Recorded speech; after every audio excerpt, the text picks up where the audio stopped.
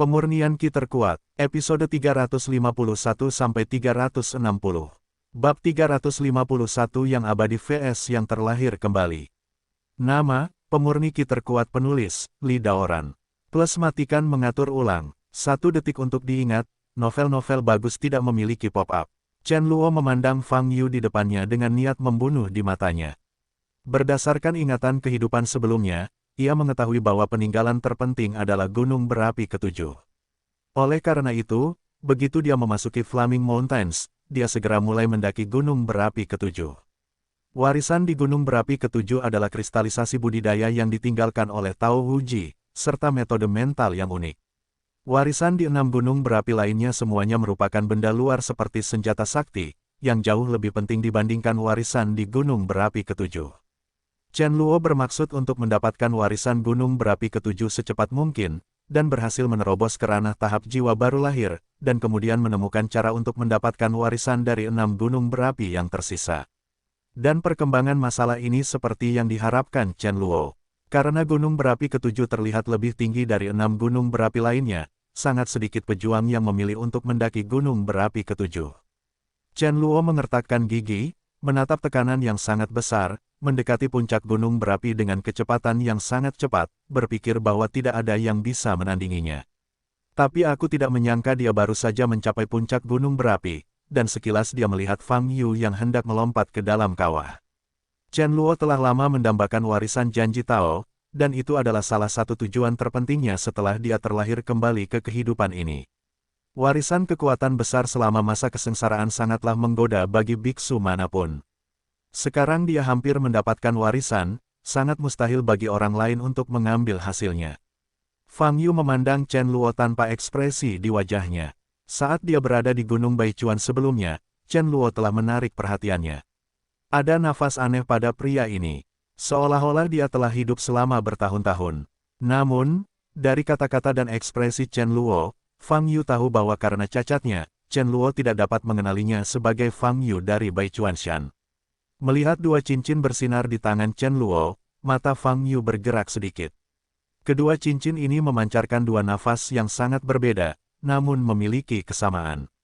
Sama seperti cincin halus yang didapat Fang Yu sebelumnya, cincin itu memancarkan suasana kuno.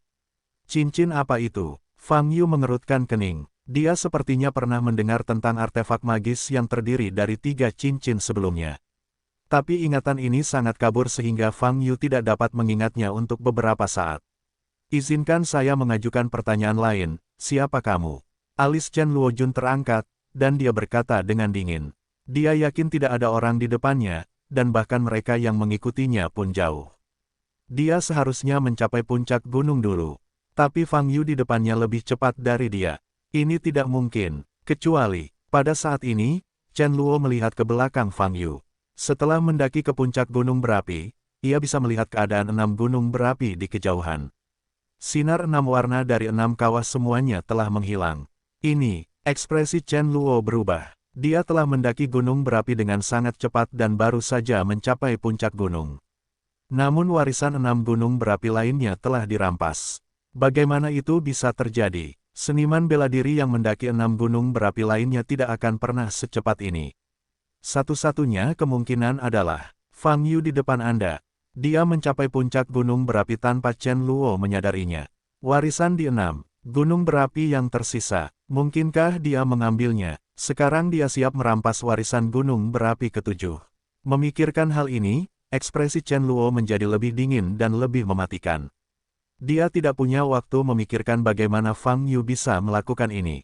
Satu-satunya hal yang dia pedulikan adalah dia harus mendapatkan warisan di Gunung Berapi Ketujuh. Fang Yu di depannya adalah ancaman besar, jadi bunuh dia dulu. Memikirkan hal ini, Chen Luo berhenti bertanya, auranya meledak, dan sosoknya bersinar, meledak seperti anak panah tajam, bergegas menuju Fang Yu. Lakukan, oke, biarkan aku melihat betapa buruknya dirimu, berharap bisa membuatku sedikit berkeringat. Fang Yu berkata dengan sungguh-sungguh. Detik berikutnya, Chen Luo bergegas ke tubuh Fang Yu. Dengan wajah dingin, dia menghadap dada Fang Yu dengan sebuah pukulan. Ledakan, saat pukulan dilempar, terdengar ledakan suara di udara. Fang Yu mengulurkan telapak tangan kirinya dan menggenggam tangan Chen Luo. Chen Luo menghela nafas dingin di matanya. Ledakan, semburan kekuatan yang sangat kuat meletus dari tinjunya, yang langsung meledakkan Fang Yu. Chen Luo berdiri di tempat, melihat Fang Yu terbang terbalik, mengulurkan telapak tangan kanannya. Cincin roh air di jari telunjuk bersinar dengan cahaya biru yang kuat. Senyuman dingin muncul di wajah Chen Luo, dan dia menggoyangkan telapak tangan kanannya. Di udara di atas Fang Yu, kerucut es besar tiba-tiba mengembun, dengan paku yang sangat tajam, dan tiba-tiba menusuk ke arah jantung Fang Yu. Ledakan, dalam sekejap, Fang Yu tertusuk kerucut es dan jatuh dengan keras ke tanah dengan ledakan keras. Ini belum mati. Baiklah, biarkan aku bermain sebentar. Chen Luo berdiri di sana, dengan senyuman sarkasme di sudut mulutnya. Dia mengulurkan telapak tangan kanannya lagi, dan cincin tanah di jari tengahnya bersinar dengan cahaya coklat. Fang Yu jatuh ke tanah, dan tanah di bawahnya tiba-tiba bergerak, mengangkat tanah mentah Fang Yu dan melayang di udara. Kedua cincin itu, yang satu bisa mengendalikan air, yang lain bisa memacu bumi, ditambah cincin sebelumnya yang bisa merusak ruang, aku benar-benar mendapat kesan, kenapa aku tidak bisa mengingatnya. Fang Yu mengerutkan kening, pikirannya berputar cepat. Ketika Chen Luo melihat penampilan Fang Yu saat ini, sedikit kejutan muncul di wajahnya. Dia awalnya berpikir bahwa bahkan jika Fang Yu, yang dipukul olehnya dan ditusuk tepat di jantungnya dengan palu es yang tajam, tidak mati, dia akan terluka parah. Tapi Fang Yu melihat bekas luka di tubuh Fang Yu. Tidak hanya itu, Fang Yu bahkan tidak mengubah wajahnya. Dia masih terlihat acuh tak acuh, seolah-olah bukan dia yang dipukuli sebelumnya. Chen Luo mendengus dingin dan segera memulihkan ketenangannya. Dia hidup lebih dari 1000 tahun di kehidupan terakhirnya. Lawan macam apa yang belum pernah ditemui. Tipe Fang Yu tidak lebih dari tubuh yang lebih kuat. Chen Luo hanya perlu menggunakan Fang Yu sebagai karung pasir, dan dirusak dengan gila, Fang Yu tidak akan selalu mampu menanggungnya. Beritahu saya nama Anda. Wajah Chen Luo Junmei tidak memiliki sedikit pun suhu, dan dia bertanya. Sambil berbicara, tanah dan bebatuan di tanah perlahan naik satu persatu, menempel di tubuh Fang Yu, perlahan membungkus anggota badan dan tubuh Fang Yu. Dao Tian, jawab Fang Yu. Dao Tian, Chen Luo menyipitkan mata. Nama ini jarang ditemukan dan belum tentu nama aslinya. Namun, dia tidak peduli dengan nama pihak lain. Bagaimana kamu sampai di sini? Chen Luo bertanya lagi. Tentu saja ia terbang, kata Fang Yu. Terbang tinggi. Ekspresi Chen Luo sedikit berubah. Dia tahu bahwa ini tidak akan mungkin terjadi.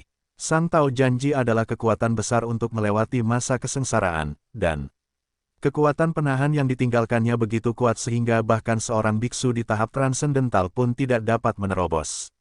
Aura yang terpancar dari tubuh Dao Tian ini hanya dalam tahap bawaan, meskipun sengaja ditutup-tutupi, paling banter itu adalah tahap pembentukan pil. Bagaimana dia bisa menerobos larangan janji Tao?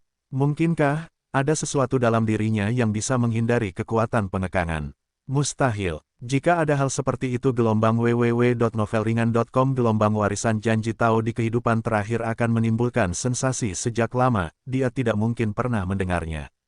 Chen Luo memandang Fang Yu, yang menunjukkan senyuman yang sedikit mengejek. Berani tertawa, mata Chen Luo berbinar, dan tangan kanannya bergetar tajam. Tanah di sekitar Fang Yu tiba-tiba mengencang. Kekuatan besar ini cukup untuk menghancurkan manusia manapun menjadi saus daging. Tapi Fang Yu tidak menanggapi. Baginya, kekuatan ini jauh kalah dengan mantra yang digunakan oleh pria bertopeng yang mengaku sebagai Dao Surgawi yang ditemuinya di Pulau Kowloon. Chen Luo mengepalkan tangan kanannya, dan tanah yang menempel di tubuh Fang Yu meningkat dan tekanannya meningkat. Tapi tanda-tanda vital Fang Yu belum hilang. Bahkan nafas di tubuh tidak menunjukkan tanda-tanda pembusukan. Ini menunjukkan bahwa dia tidak terpengaruh sama sekali. Ini sedikit di luar dugaan Chen Luo. Karena energi cincin roh bumi telah digunakan secara ekstrim. Jika kamu bisa mendapatkan cincin halus, kumpulkan 3 cincin roh, kekuatan cincin roh bumi dan air setidaknya bisa meningkat beberapa kali lipat. Chen Luo melihat cincin di tangannya dan berkata, jika kamu hanya memiliki kekuatan ini, kamu akan malu. Pada saat ini, Fang Yu, yang sepenuhnya terbungkus dalam tanah dan bebatuan yang berat, berbicara dengan malas. Wajah Chen Luo sedikit berubah dan dia hendak berbicara. Ledakan. Pada saat ini, tanah dan bebatuan yang membungkus Fang Yu tiba-tiba meledak, dan puing-puingnya terciprat. Nafas dingin menerpa wajahnya, ekspresi Chen Luo berubah, dan kekuatan kultivasi tubuhnya dilepaskan sepenuhnya. Sebuah bayangan melintas, Fang Yu muncul di depan Chen Luo, meninju. Bab 352 Kekuatan Sejati Chen Luo.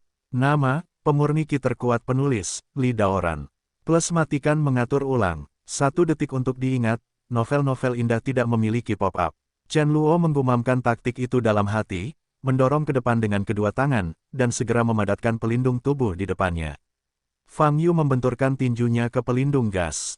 Brengsek, masker gasnya pecah, dan kekuatan tinju Fang Yu tidak melemah setengahnya. Cahaya aneh muncul di mata Chen Luo, dan kakinya bergerak. Wow, ada ledakan suara, dan Chen Luo menghilang di tempatnya sebelum tinju Fang Yu bersentuhan. Detik berikutnya, Chen Luo muncul di udara, tangannya terlipat. Hancurkan gunturnya, tangan Chen Luo segera meledak menjadi petir, meledak ke arah Fang Yu. Cahaya biru melintas di udara. Ledakan, lokasi Fang Yu langsung meledak. Kamu, siapa kamu? Guo Chuiyun bertanya dengan wajah pucat menatap pria bertopeng di depannya. Pria bertopeng itu tidak menjawab perkataan Guo Chuiyun. Sepasang pupil putih abu-abu tanpa emosi, menatap lurus ke arah Linger yang bersembunyi di belakang Guo Chuiyun. Ditatap oleh sepasang mata yang aneh, seluruh tubuh Linger gemetar, dan hanya ada ketakutan di matanya yang besar.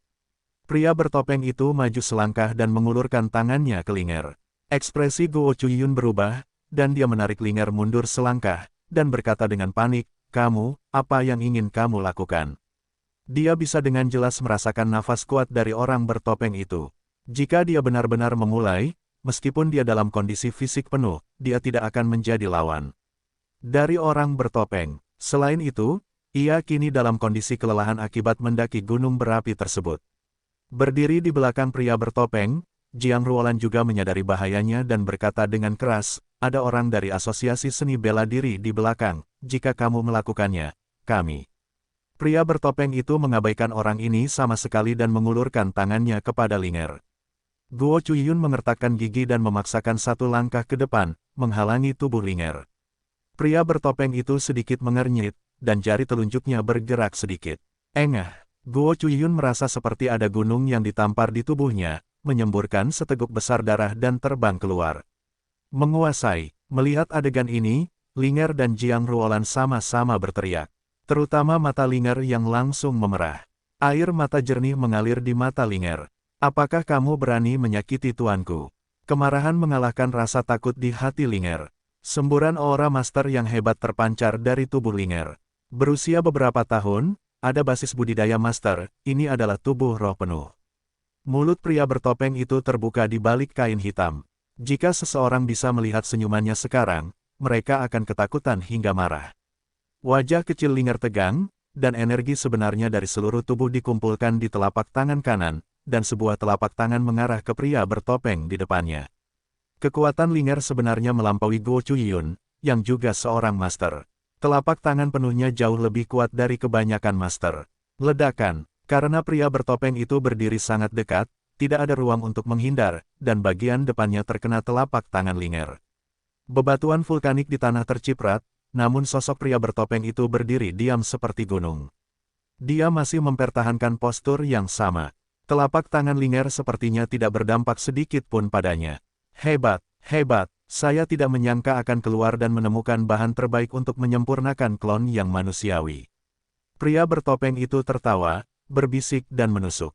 Tangan kanannya terulur langsung ke Linger. Wajah Linger berubah drastis, dan dia ingin bergerak, tetapi dia tidak bisa mendapatkan kekuatan apapun dari seluruh tubuhnya. Kekuatan tak terlihat benar-benar menekannya. Tangan pria bertopeng itu langsung menekan kepala Linger. Masih tertinggal, melihat pemandangan ini, Jiang Ruolan berteriak dengan wajah tak berdarah di belakangnya. Tetapi budidayanya bahkan lebih rendah hati, dengan hanya setengah langkah Grandmaster, dan bahkan tidak ada kesempatan untuk bergerak. Tangan kanan pria bertopeng itu sekering tulang, dan cahaya aneh muncul. Kemudian, Linger yang berdiri di tempat yang sama tiba-tiba kehilangan aura di matanya yang besar dan menjadi hampa. "Sekarang kamu bisa mulai memurnikan, hilangkan dulu jiwa asli di tubuhnya." Ada semburan cahaya dari mata abu-abu pria bertopeng itu, dan dia bermeditasi dalam hati di dalam hatinya. Ledakan. Saat itu, terdengar suara keras dari puncak gunung berapi dan menimbulkan guncangan. Pria bertopeng itu menghentikan gerakannya dan melihat ke atas gunung. Seseorang telah mencapai puncak gunung, dan pasti ada lebih dari satu tim, dan kedua belah pihak akan bertemu satu sama lain. Pria bertopeng itu datang ke pegunungan berkobar kali ini dengan tujuan awal untuk mendapatkan warisan. Menemukan Linger dari seluruh tubuh roh hanyalah sebuah kecelakaan. Sekarang kedua pihak yang telah mencapai puncak gunung sedang bertarung satu sama lain. Jika pria bertopeng mencapai puncak gunung, dia akan dapat memanfaatkan kesempatan tersebut. Seluruh tubuh roh telah ditangkap, dan nanti dapat dimurnikan. Memikirkan hal ini, pria bertopeng itu menoleh untuk melihat Linger dengan mata kosong, dan melambaikan tangan kanannya ke depan. Bas! Jiang Ruolan menangis sambil menangis. Saat ini, pria bertopeng tersebut telah berbalik dan terus mendaki menuju puncak gunung. Tekanan pada tubuhnya menghilang, dan Jiang Ruolan melunak dan duduk di tanah. Dia memandang Guo Chuyun yang terbaring di kejauhan, wajahnya berubah, dan dia bergegas maju. Saat ini mulut Guo Chuyun penuh darah, tapi dia tidak pingsan. Linger! Guo Chuyun sedang sekarat dan berkata dengan susah payah. Tuan, Linger, dia dibawa pergi oleh orang itu. Jiang Ruolan menangis dan berkata. Guo Chuyun tampak putus asa. Di puncak gunung, Fang Yu dan Chen Luo masih bertarung. Dalam proses pertarungan, Fang Yu pada dasarnya telah mengetahui kekuatan Chen Luo. Bagi Wu Zun, Chen Luo adalah orang terkuat yang pernah dia temui. Kekuatan Chen Luo sudah mendekati Zheng Yan di ranah martial Sein. Bagi dunia seni bela diri saat ini, orang seperti itu dianggap pelaku kejahatan. Dalam proses melawan Fang Yu, Chen Luo jelas masih memiliki lebih banyak energi. Namun, pada level ini, itu tidak cukup untuk membuat Fang Yu serius. Jangan buang waktu. Fang Yu menghindari pukulan Chen Luo, sosoknya bersinar, muncul di sisi Chen Luo, dan menendang Chen Luo. Wajah Chen Luo sedikit berubah, dan dia segera mendesak untuk bergerak maju, berkedip ke belakang, menjauh dari Fang Yu. Chen Luo Ben secara bertahap beradaptasi dengan ritme pertempuran, tetapi Fang Yu tiba-tiba mempercepat, membuatnya lengah dan mengguncang hatinya. Dia berpikir bahwa Fang Yu telah mencapai titik ekstrim di pertandingan sebelumnya. Tapi saya tidak berpikir Fang Yu benar-benar bisa mempercepat. Ini menunjukkan bahwa Fang Yu tidak menggunakan seluruh kekuatannya sebelumnya.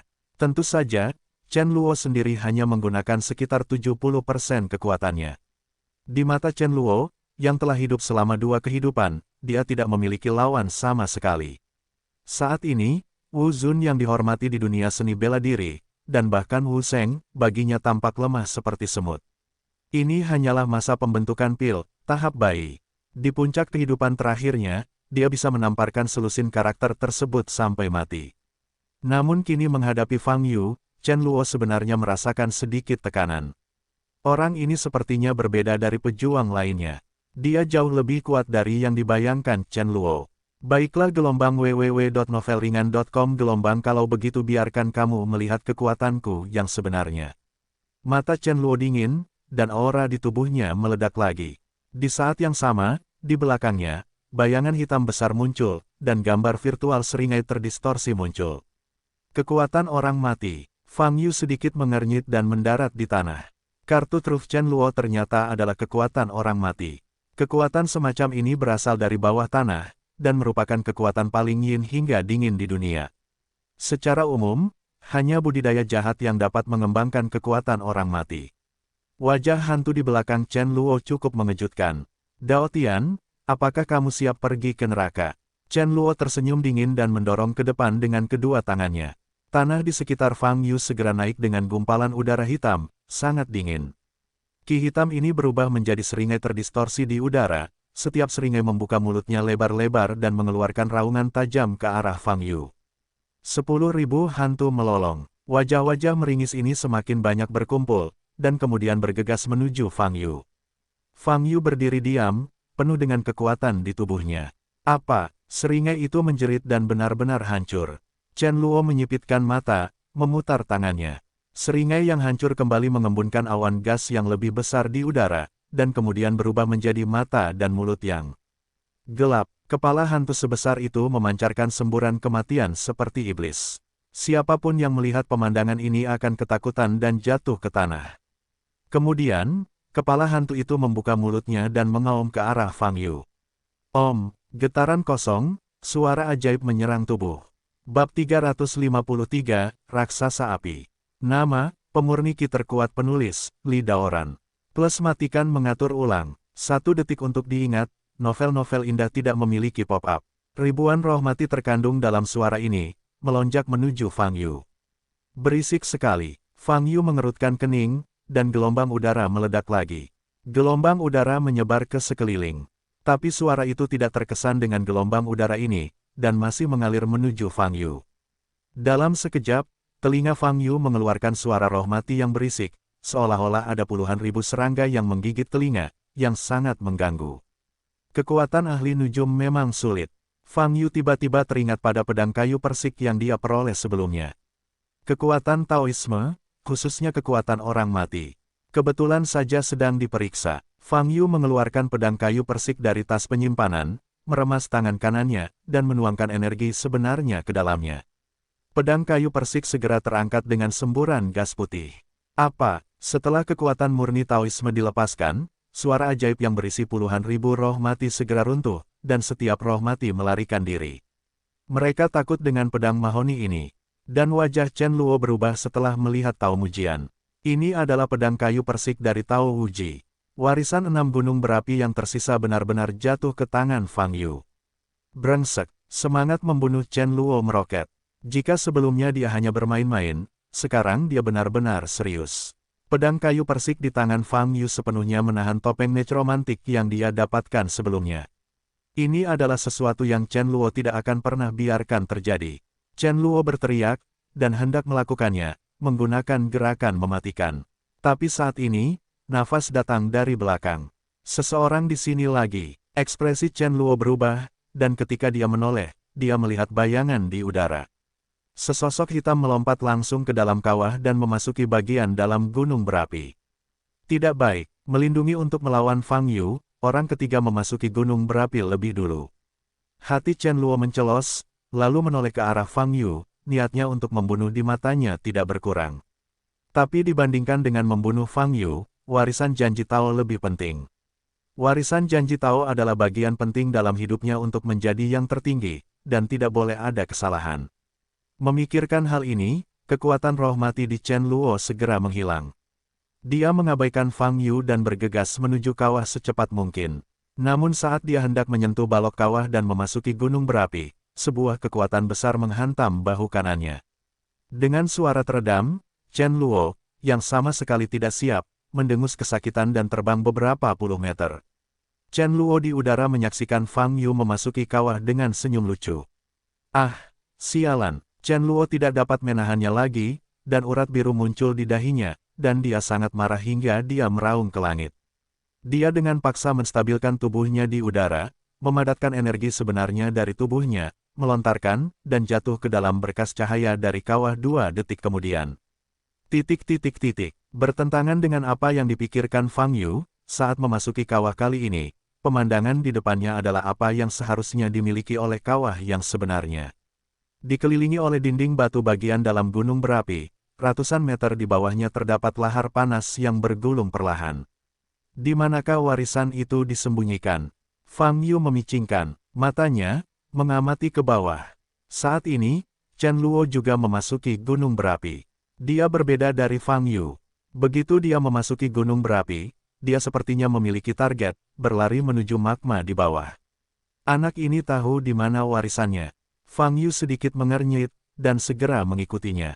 Saat ini, sudah ada sosok di permukaan lapisan magma. Itu adalah pria bertopeng. Pria bertopeng itu sedang berpikir sambil melihat lahar bergulung di bawah kakinya, mengeluarkan semburan udara panas. Tidak ada hal lain di dalam gunung berapi ini. Karena pemilik tanah warisan telah memberlakukan begitu banyak batasan, jelas akan ada ujian di sini juga. Apa tesnya? Kemungkinan besar Anda harus menyelam ke dalam magma untuk menemukan tempat warisan. Memikirkan hal ini, pria bertopeng itu segera mulai mencubit tangannya. Ada semburan cahaya perak di tubuhnya, lalu cahaya perak menutupi permukaan tubuhnya. Engah, Kemudian, pria bertopeng itu tenggelam ke dalam lahar panas tanpa ragu-ragu. Ekspresi Chen Luo berubah saat melihat sosok pria bertopeng itu menyelam ke dalam magma. Dia tidak menyangka pria bertopeng itu akan begitu tegas. Menurut ingatan kehidupan sebelumnya, warisan di Gunung Berapi ke-7 ini memang perlu menyelam ke dalam magma dan menyelam lebih dari 1 kilometer untuk bisa menemukannya. Suhu magma setidaknya 1000 derajat Celcius. Seorang kultivator dengan basis budidaya tertinggi pasti akan terbakar menjadi abu jika dia terjatuh ke dalamnya seperti ini.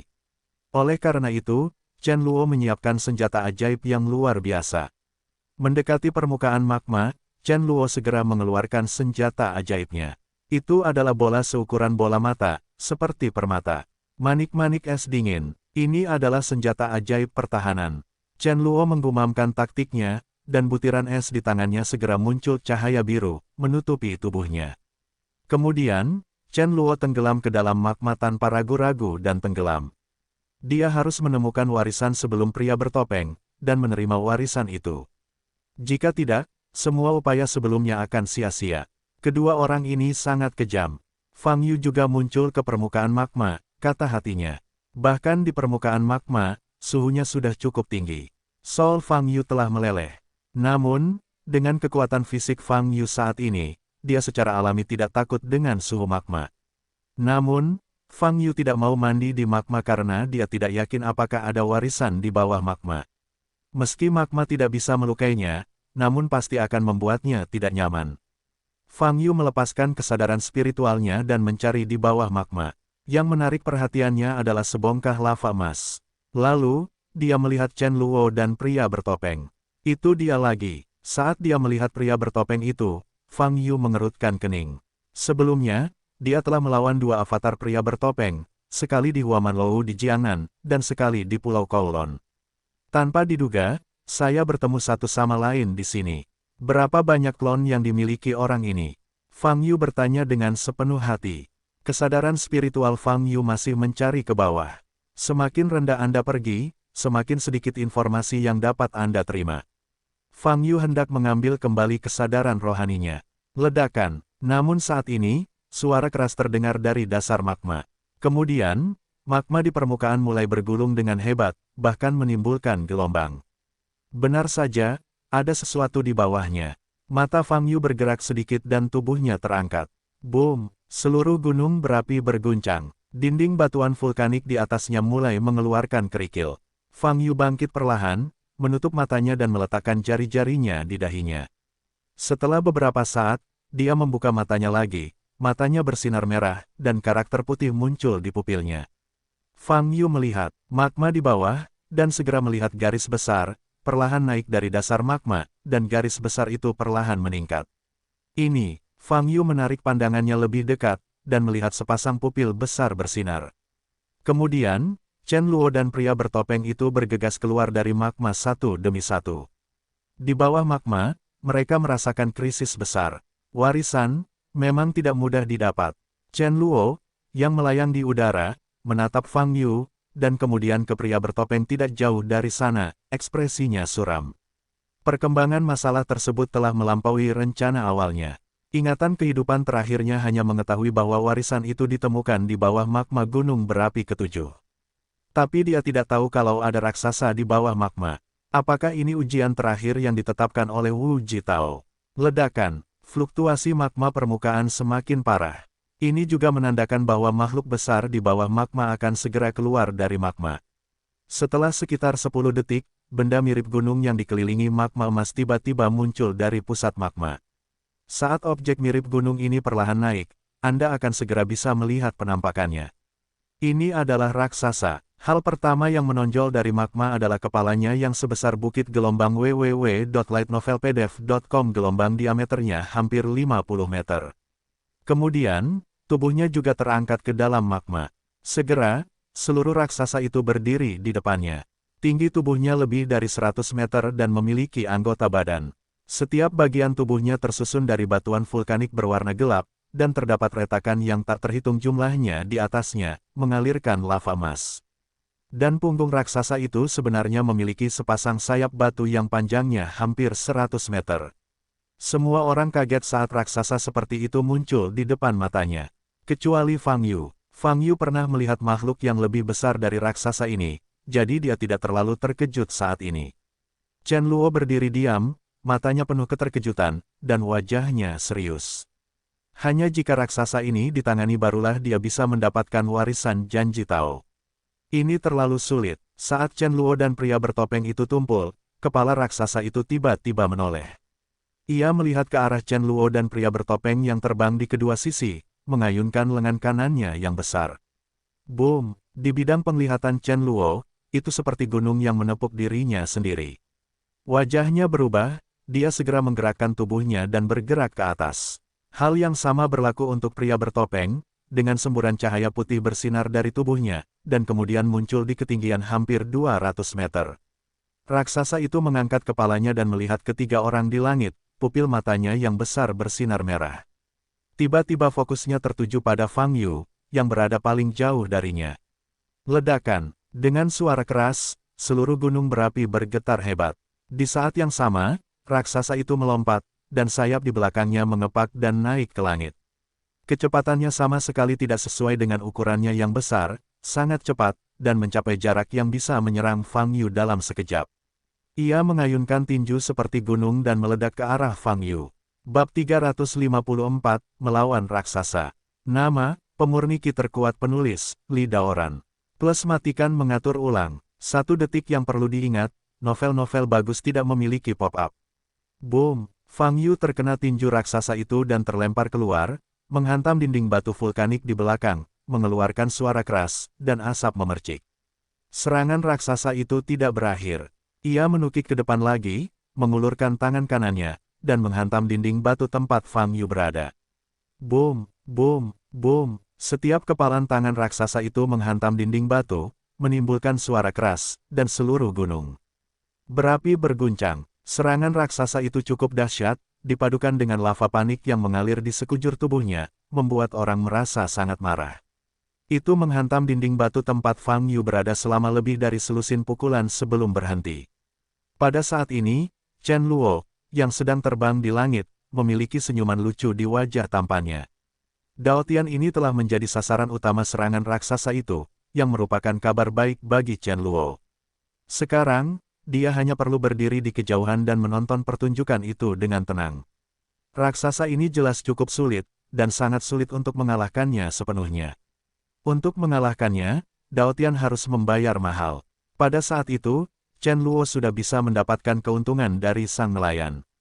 Tentu saja, jika Dao Tian bukan lawan dari raksasa tersebut dan dibunuh langsung oleh raksasa tersebut, akan lebih baik lagi. Pedang kayu persik di tangan Dao Tian sepenuhnya menahan topeng necromantik Chen Luo. Pada titik ini, Dao Tian sudah menjadi makhluk fana di hati Chen Luo. Satu-satunya ketidakpastian adalah orang itu.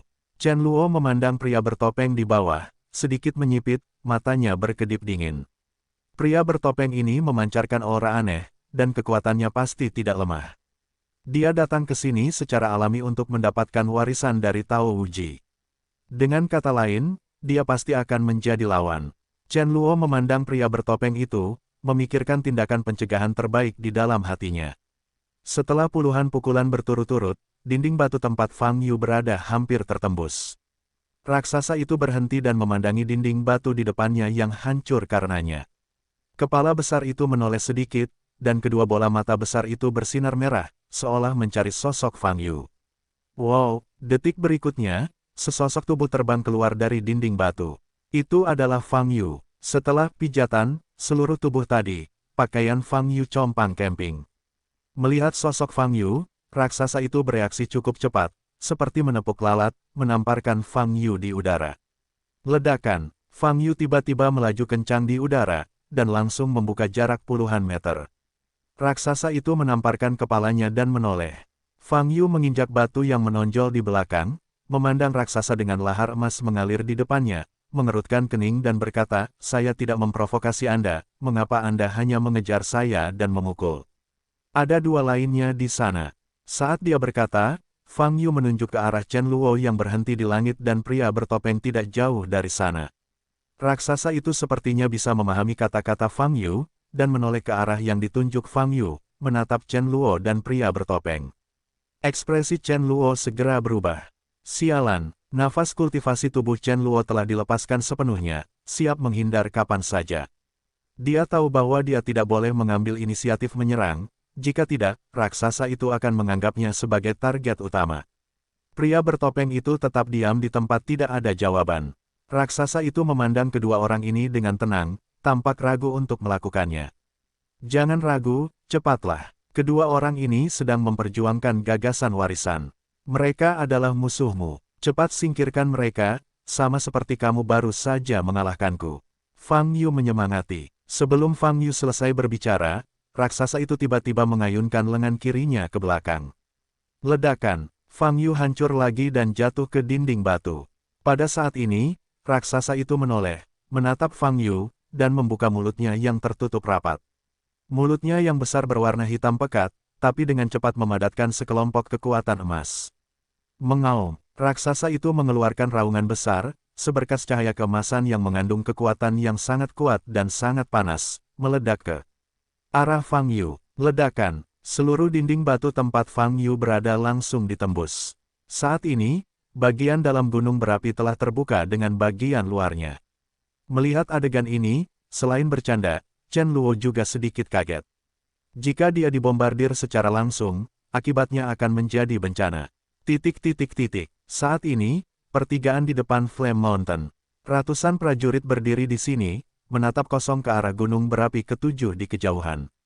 Dimulai sekitar 15 menit yang lalu, gunung berapi ketujuh telah bergemuruh, dan seluruh gunung berapi bahkan terlihat sedikit bergetar. Sejak saat itu, perhatian para pejuang tertuju pada gunung berapi ketujuh. Apa yang terjadi di gunung berapi ketujuh? Gerakan ini terlalu keras kan? Pada titik ini, para pejuang yang memilih gunung berapi ketujuh untuk didaki dari awal seharusnya sudah mencapai puncak gunung berapi, bukan? Petik 2. Apakah pria misterius yang merampas 6 warisan berturut-turut melanggar larangan di gunung berapi ketujuh? Para prajurit banyak berbicara. Pada saat ini, gunung berapi ketujuh yang turun dari lereng gunung, menghadap mereka ke arah ini, tiba-tiba meledak. Kemudian, seberkas cahaya keemasan keluar dari dalam. Melihat pemandangan yang begitu mengejutkan, para prajurit menjadi gempar. Ya Tuhan, bagaimana situasinya? Sepertinya seseorang telah menembus dinding batu vulkanik. Ini, para prajurit menatap kosong ke dinding batu vulkanik yang meledak. Kemudian, mereka melihat sesosok tubuh berdiri di udara di depan gua vulkanik. Sosok ini tampak sedikit malu, dengan lubang di timur dan lubang di barat. Di antara seniman bela diri, Liu Lianxia menutup mulutnya. Karena dia mengenali sosok ini. Itu Fang Yu. Kenapa dia ada di sana? Dengan siapa kamu bertengkar? Ledakan. Di dalam gunung berapi, terdengar suara gemuruh lagi. Bang, bang, bang. Tampaknya seseorang sedang menyerang dinding batu gunung berapi, mencoba memperluas cakupan bukaannya. Ledakan. Setelah beberapa ledakan berturut-turut, sesosok tubuh besar dengan paksa menerobos dinding vulkanik dan bergegas keluar dari gunung berapi. Sosoknya juga ditampilkan di depan semua prajurit. Raksasa bersayap, terbang di udara, mengalirkan magma. Monster macam apa ini? Ini adalah pertama kalinya para pejuang yang hadir melihat keberadaan yang begitu menakutkan dan berseru. Mengaum, setelah raksasa itu bergegas keluar dari gunung berapi, ia tampak cukup bersemangat. Para prajurit itu pucat, dan tanpa sadar melangkah mundur. Ketakutan yang dibawa raksasa ini kepada mereka jauh melebihi ketakutan makhluk apapun. Ukurannya yang besar dan aura yang dipancarkannya membuat semua prajurit merasa tercekik. Di depan raksasa ini, yang disebut Grandmaster Wu Zun tampak sekecil semut. Setelah raksasa itu meraung selama lebih dari 10 detik, dia tiba-tiba meninju udara di depannya. Lokasi itu persis di mana Fang Yu berada. Gelombang www.novelringan.com. Gelombang melihat pemandangan ini, semua seniman bela diri berseru. Bas, sosok Fang Yu seperti listrik, dengan mudah menghindari pukulan raksasa. Serangan raksasa itu cukup sengit, dan telah mencapai batas ukurannya yang besar. Pria bertopeng dan Chen Luo terbang keluar dari lubang di belakang. Setelah dinding batu vulkanik dibongkar, kekuatan terlarang di dekat sini menghilang. Sekarang mereka bisa dengan mudah terbang di udara. Melihat Fang Yu yang diserang dengan kejam, senyum Chen Luo menjadi lebih cerah. Dia tahu bahwa Fang Yu tidak akan bisa bertahan jika ini terus berlanjut. Namun dia punya cara sendiri untuk mengatasi raksasa ini. Chen Luo mengangkat tangan kanannya dan melihat cincin roh bumi di jari telunjuknya, matanya bersinar karena kedinginan.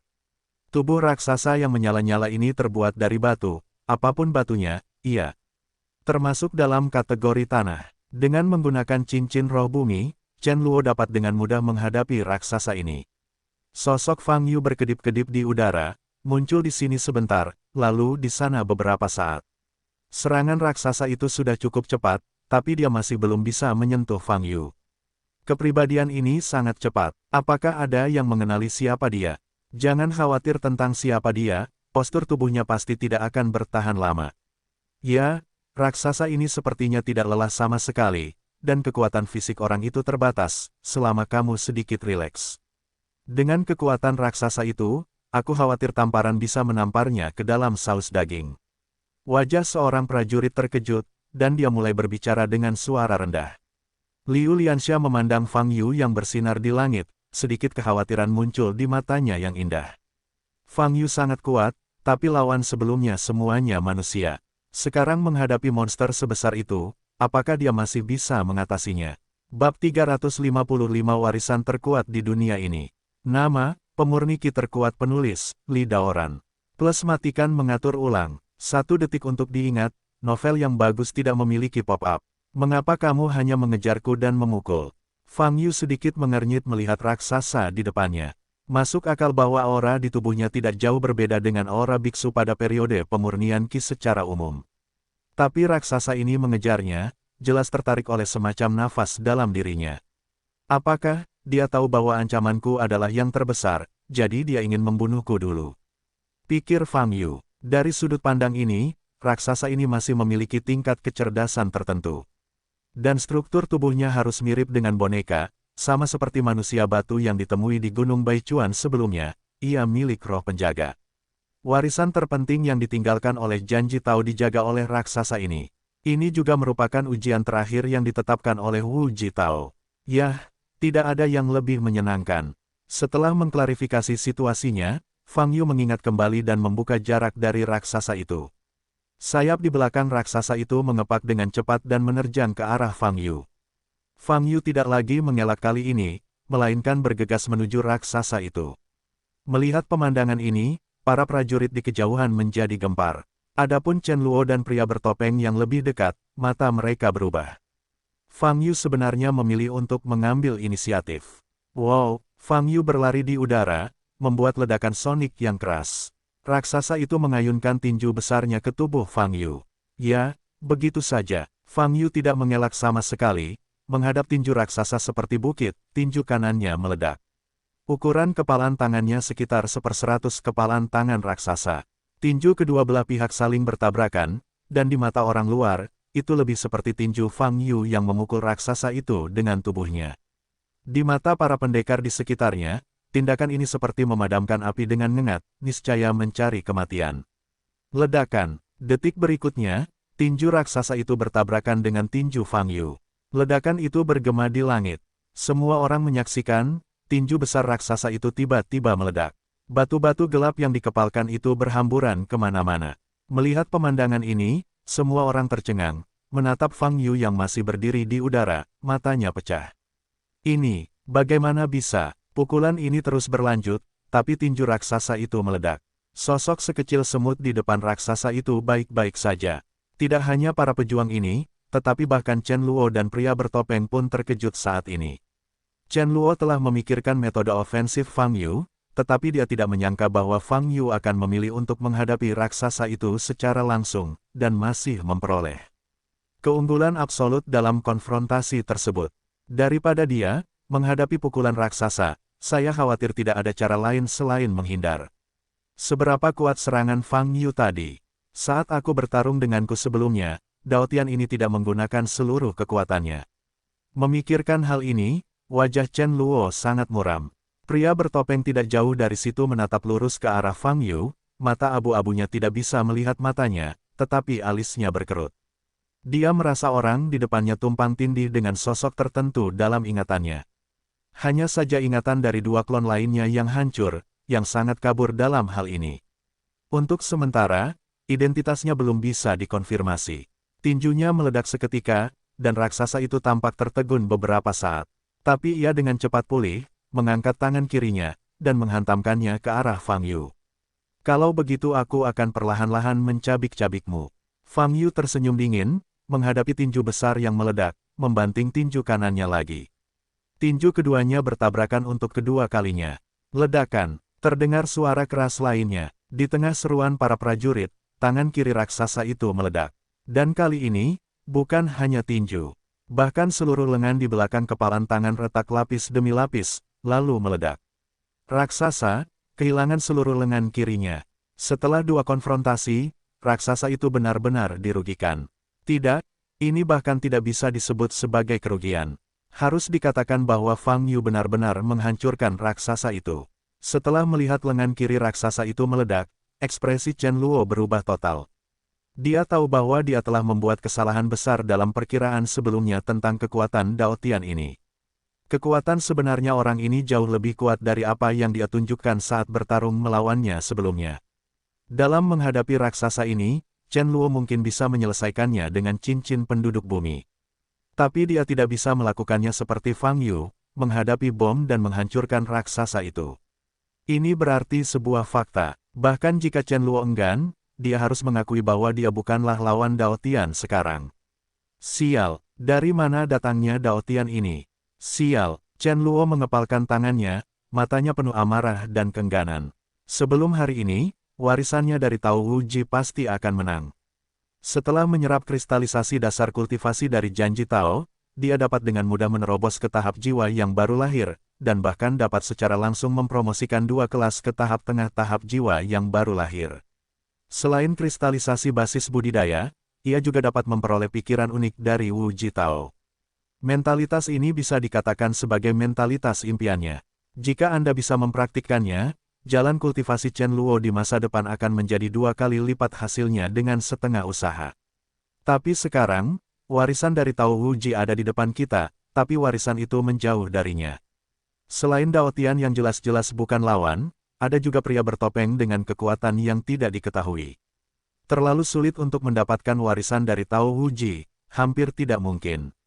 Kecuali, Chen Luo bisa membuat orang bertopeng itu melawan Dao Tian terlebih dahulu, dan bertarung untuk kehilangan keduanya. Tapi tidak ada orang bodoh yang bisa sampai ke titik ini. Strategi Chen Luo sulit diwujudkan. Sialan, jika aku sudah mendapatkan cincin halus sebelumnya dan mengumpulkan 3 cincin spiritual, aku tidak akan pasif hari ini. Chen Luo sangat marah. Ketika Chen Luo sangat cemas, Fang Yu sudah memotong-motong raksasa itu. Setelah lengan kiri, ada lengan kanan raksasa, lalu kedua kakinya. Kecepatan Fang Yu cukup cepat hingga meninggalkan bayangan di udara. Raungan meletus dari seluruh tubuh raksasa itu, dan kemudian puing-puing pecah. Dengan hilangnya anggota tubuh, raksasa itu bahkan tidak mampu melawan. Kepalanya terus berputar, menatap ke tempat Fang Yu berada, dan membuka mulutnya lebar-lebar. Ia ingin menembakkan meriam energi lain, tetapi Fang Yu tidak memberikannya kesempatan ini. Setiap wayang golek mempunyai kelemahan yang fatal, yaitu kecepatannya yang tidak lincah. Ini juga merupakan perbedaan terbesar antara boneka dan manusia. Pada saat yang sama, karena keterbatasan komposisi tubuh, metode penyerangan wayang juga sangat terbatas. Misalnya, bagi raksasa di depannya, cara menyerangnya tidak lebih dari 2, baik membuka meriam atau mengangkat tinju. Namun penilaian tersebut bersifat relatif. Kecepatan raksasa itu tidak lincah, itu karena lawannya adalah Fang Yu. Bagi pejuang manapun, yang baru saja menghadapi serangan raksasa, saya khawatir dia sudah terlambat untuk menghindar dan ditampar menjadi busa berdaging. Raksasa yang dibuat oleh janji Tao, dengan tubuh sebesar itu, tidak hanya bisa terbang, tetapi juga mempertahankan kecepatan ketidakpuasan gelombang www.novelhal.com gelombang sungguh luar biasa. Fang Yu biasa membuat boneka. Dia tahu berapa banyak energi dan sumber daya material yang diperlukan untuk membuat boneka setingkat raksasa. Menemukan bahan pengecoran dengan kekuatan yang cukup saja sudah cukup untuk meminum satu panci. Belum lagi desain struktur bodi selanjutnya yang melibatkan seluruh aspek pengetahuan. Berjanjilah pada Tao untuk membuat boneka raksasa seperti itu, saya khawatir itu akan memakan waktu puluhan tahun. Saat ini, Fang Yu sedang menghancurkan boneka ini sedikit demi sedikit. Jangan salahkan aku, kamu yang melakukannya lebih dulu, pikir Fang Yu. Hanya dalam beberapa puluh detik, raksasa itu hanya memiliki batang tubuh dan sayap yang mengepak di belakangnya. Warisan janji Tao belum muncul, apakah raksasa ini perlu dihancurkan sepenuhnya? Fang Yu sedikit bingung. Kemudian, Fang Yu ingin terus menyerang raksasa itu. Pada saat ini, cahaya putih menyilaukan tiba-tiba muncul di mata raksasa itu. Sayap raksasa itu mengepak dengan keras dan terbang ke atas. Dalam proses naik, sinar demi sinar muncul di atas kepala raksasa itu. 7 cara, 7 warna, raksasa itu naik ke ketinggian tertentu dan berhenti. Tubuh utamanya terpisah dari kepalanya dan turun. Hanya kepala raksasa yang tersisa di udara. Di saat yang sama, semburan aura murni terpancar dari kepala raksasa itu. Bagian atas kepala raksasa itu sebenarnya adalah tanah berbatu dengan diameter puluhan meter. Pada saat ini, semburan cahaya putih tiba-tiba muncul di tengah kepalanya, dan cahaya putih tersebut membentuk lingkaran. Chen Luo yang berada tak jauh dari situ terlihat heboh saat melihat pemandangan ini. Warisan di Gunung Berapi Ketujuh kini hidup. Selama Anda berdiri di celah itu, Anda bisa mendapatkan warisan janji Tao yang terkuat. Bab 356 Nelayan diuntungkan. Nama, pemurni ki terkuat penulis, Li Daoran. Plus matikan mengatur ulang. 1 detik yang perlu diingat, novel-novel bagus tidak memiliki pop-up. Boom, ledakan sonik terdengar, dan Chen Luo kehabisan amarahnya, bergegas ke posisi aperture di atas kepala raksasa itu dengan kecepatan tercepat. Pada saat ini, pria bertopeng di arah lain mencubit tangannya dengan kedua tangannya, lalu mendorong ke arah Chen Luo. Lapisan jaring tembus pandang muncul di kehampaan, bergegas menuju Chen Luo. Chen Luo menyentuh lapisan jaring ini dan langsung terjebak, tidak dapat bergerak maju. Brengsek, Chen Luo memandang pria bertopeng yang dengan cepat mendekati kepala raksasa itu, mengulurkan tangan kanannya dan mengepalkan tangan kanannya. Cincin roh air di jari tengah bersinar dengan cahaya biru. Kemudian, pria bertopeng yang terbang di udara tiba-tiba mengembunkan bongkahan es besar di tubuhnya. Dalam beberapa detik, seluruh orang itu benar-benar dibekukan oleh es. Memanfaatkan momen ini, Chen Luo mengeluarkan belati keperakan dari tas penyimpanan dengan ukiran elang hitam di bilahnya. Ini adalah senjata ilahi yang telah lama terkubur di bawah tanah. Itu disebut pedang elang hitam. Itu adalah belati yang dilemparkan oleh Black Hawk asli yang dijuluki 2000 tahun yang lalu. Chen Luo memegang bilah elang hitam dan menanamkan energi sejati ke dalamnya. Bas, bilah bayangan hitam berdering, menusuk. Chen Luo melambai ke depan, langsung membelah energi menyebalkan seperti jaring di depannya, dan bergegas keluar. Di saat yang sama, pria bertopeng yang membeku di dalam es menghela nafas. Ledakan, es yang menutupi tubuh meledak seketika. Mata pria bertopeng itu dingin, dan dia tidak lagi bergerak menuju celah di atas kepala raksasa itu, tetapi bergegas menuju Chen Luo. Dia mencubit Jue dengan kedua tangannya, semburan cahaya putih muncul di tubuhnya, dan dia muncul di belakang Chen Luo dalam sekejap. Dia menghadap tengkuk Chen Luo dan memotong telapak tangannya. Ekspresi Chen Luo berubah, dia mengertakkan gigi dan memutar tubuhnya, menyilangkan tangan ke depan, menghalangi telapak tangan pria bertopeng itu. Ledakan, keduanya terguncang secara bersamaan. Chen Luo mendarat di tanah, saat ini dia hanya berjarak 30 meter dari celah. Chen Luo mengabaikan pria bertopeng itu dan bergegas menuju celah. Menghadapi punggung Chen Luo, pria bertopeng itu meledak dengan telapak tangannya. Ledakan, sebuah kekuatan besar menghantam Chen Luo, dan Chen Luo terbang ke samping. Pada saat ini, pria bertopeng itu mencubit tangannya lagi, mencoba berteleportasi ke dalam celah. Tapi Chen Luo sudah menyadari hal ini ketika dia terbang mundur. Niat membunuh Chen Luo meletus, dan pada saat yang sama kekuatan Natural Mass diaktifkan. Di udara di samping pria bertopeng, dua tangan yang terbentuk oleh energi hitam tiba-tiba muncul, menarik tangan kiri dan kanan pria bertopeng itu menjauh, membuatnya mustahil untuk mencubitnya. Chen Luo menstabilkan tubuhnya dan bergegas menuju celah itu lagi. Sekarang dia paling dekat dengan aperture. Selama dia melangkah ke dalam celah, dia akan bisa mendapatkan warisan janji Tao, dan tidak ada yang bisa merebutnya. Ledakan, ketika Chen Luo berada kurang dari 10 meter dari celah, tanah di depannya meledak. Chen Luo meledak lagi, mengeluarkan seteguk darah. Seluruh pikirannya berada di atas celah, dan tidak ada pertahanan sama sekali. Menderita 2 pukulan berat berturut-turut, tubuh fisiknya agak tidak mampu menahannya, dan rasa sakit datang dari seluruh bagian tubuhnya. Chen Luo mengangkat kepalanya untuk melihat pria bertopeng itu, matanya tajam. Dia mencubit lagi. Oh, gelombang kekuatan nekromantik meledak, mengembunkan seringai terdistorsi di udara, membuka mulut besar ke arah pria bertopeng itu. Roh, pria bertopeng itu menyatukan tangannya, dan nafas kuat keluar dari tubuhnya. Perisai berwarna terang terbentang, seringai itu menyentuh perisainya, dan perisai itu segera runtuh, membuat gelombang ratapan. Bagaimana ini mungkin? Melihat pemandangan ini, wajah Chen Luo berubah drastis. Pria bertopeng itu melirik Chen Luo, pupil pucatnya tidak menunjukkan fluktuasi. Dia mengangkat telapak tangan kanannya lagi, menghadap Chen Luo. Chen Luo hanya merasakan kekuatan besar mengunci tubuhnya, menekannya dengan kuat ke tanah. Saat ini, pria bertopeng itu bergegas menuju celah. Chen Luo mengertakkan gigi, auranya meledak, berusaha mati-matian untuk melepaskan diri. Pria bertopeng hanya berjarak 5 meter dari bukaan, dan 1 detik kemudian, dia akan memasuki bukaan. Apa? Chen Luo meraung, auranya meledak. Ledakan, dia melepaskan diri dari belenggu pria bertopeng, dan pada saat yang sama mengulurkan tangan kanannya, mendorong cincin roh bumi. Saat kurang dari 1 meter dari bukaan, batu di bawah kaki pria bertopeng itu tiba-tiba terangkat. Pria bertopeng itu terangkat ke udara. Pada saat yang sama, tanah dan bebatuan terus-menerus ditumpangkan, perlahan-lahan menutupi tubuh orang bertopeng.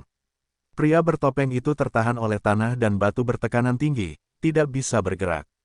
Di bawah kain hitam, wajah pria bertopeng itu sangat terdistorsi. Dia hanya bisa menggunakan trik itu ketika tangannya tidak bisa bergerak. Pria bertopeng itu membuka mulutnya, dan kain hitam di depannya langsung terbakar menjadi abu. Gelombang energi mengembun dari mulutnya.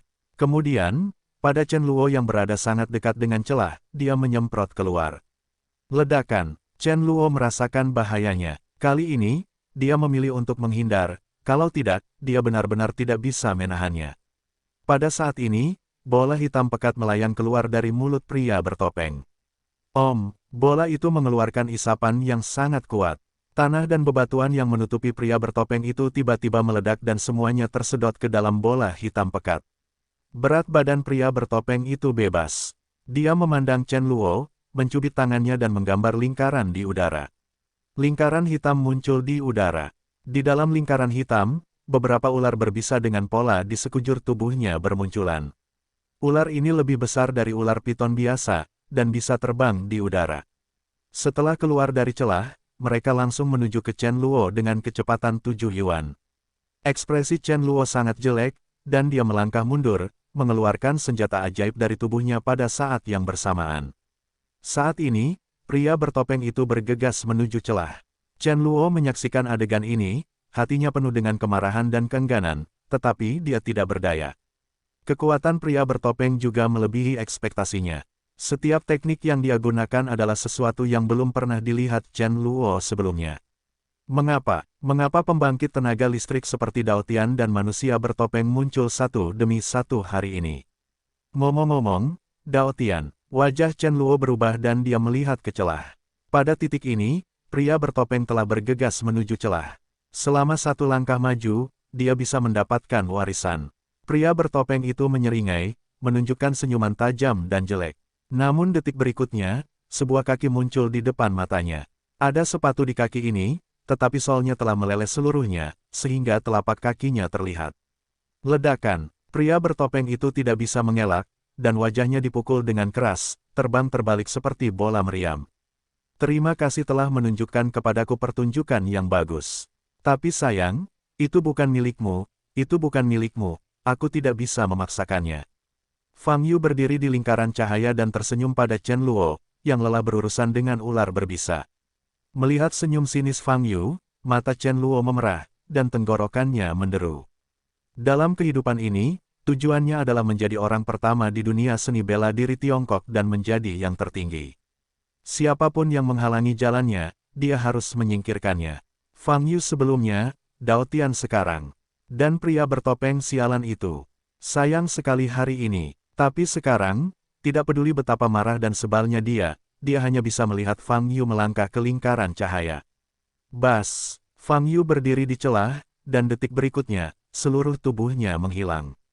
Pada saat yang sama, Chen Luo dan pria bertopeng yang jatuh di kejauhan memiliki semburan cahaya putih di tubuh mereka pada saat yang bersamaan.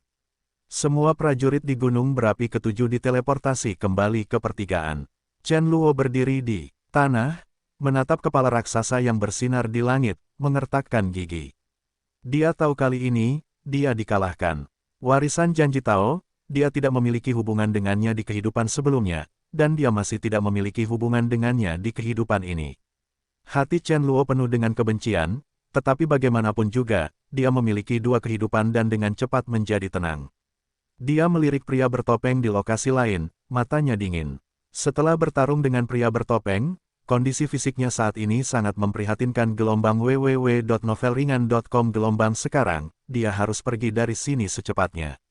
Jika tidak, jika orang bertopeng atau Daotian mengganggunya lagi, konsekuensinya akan menjadi bencana.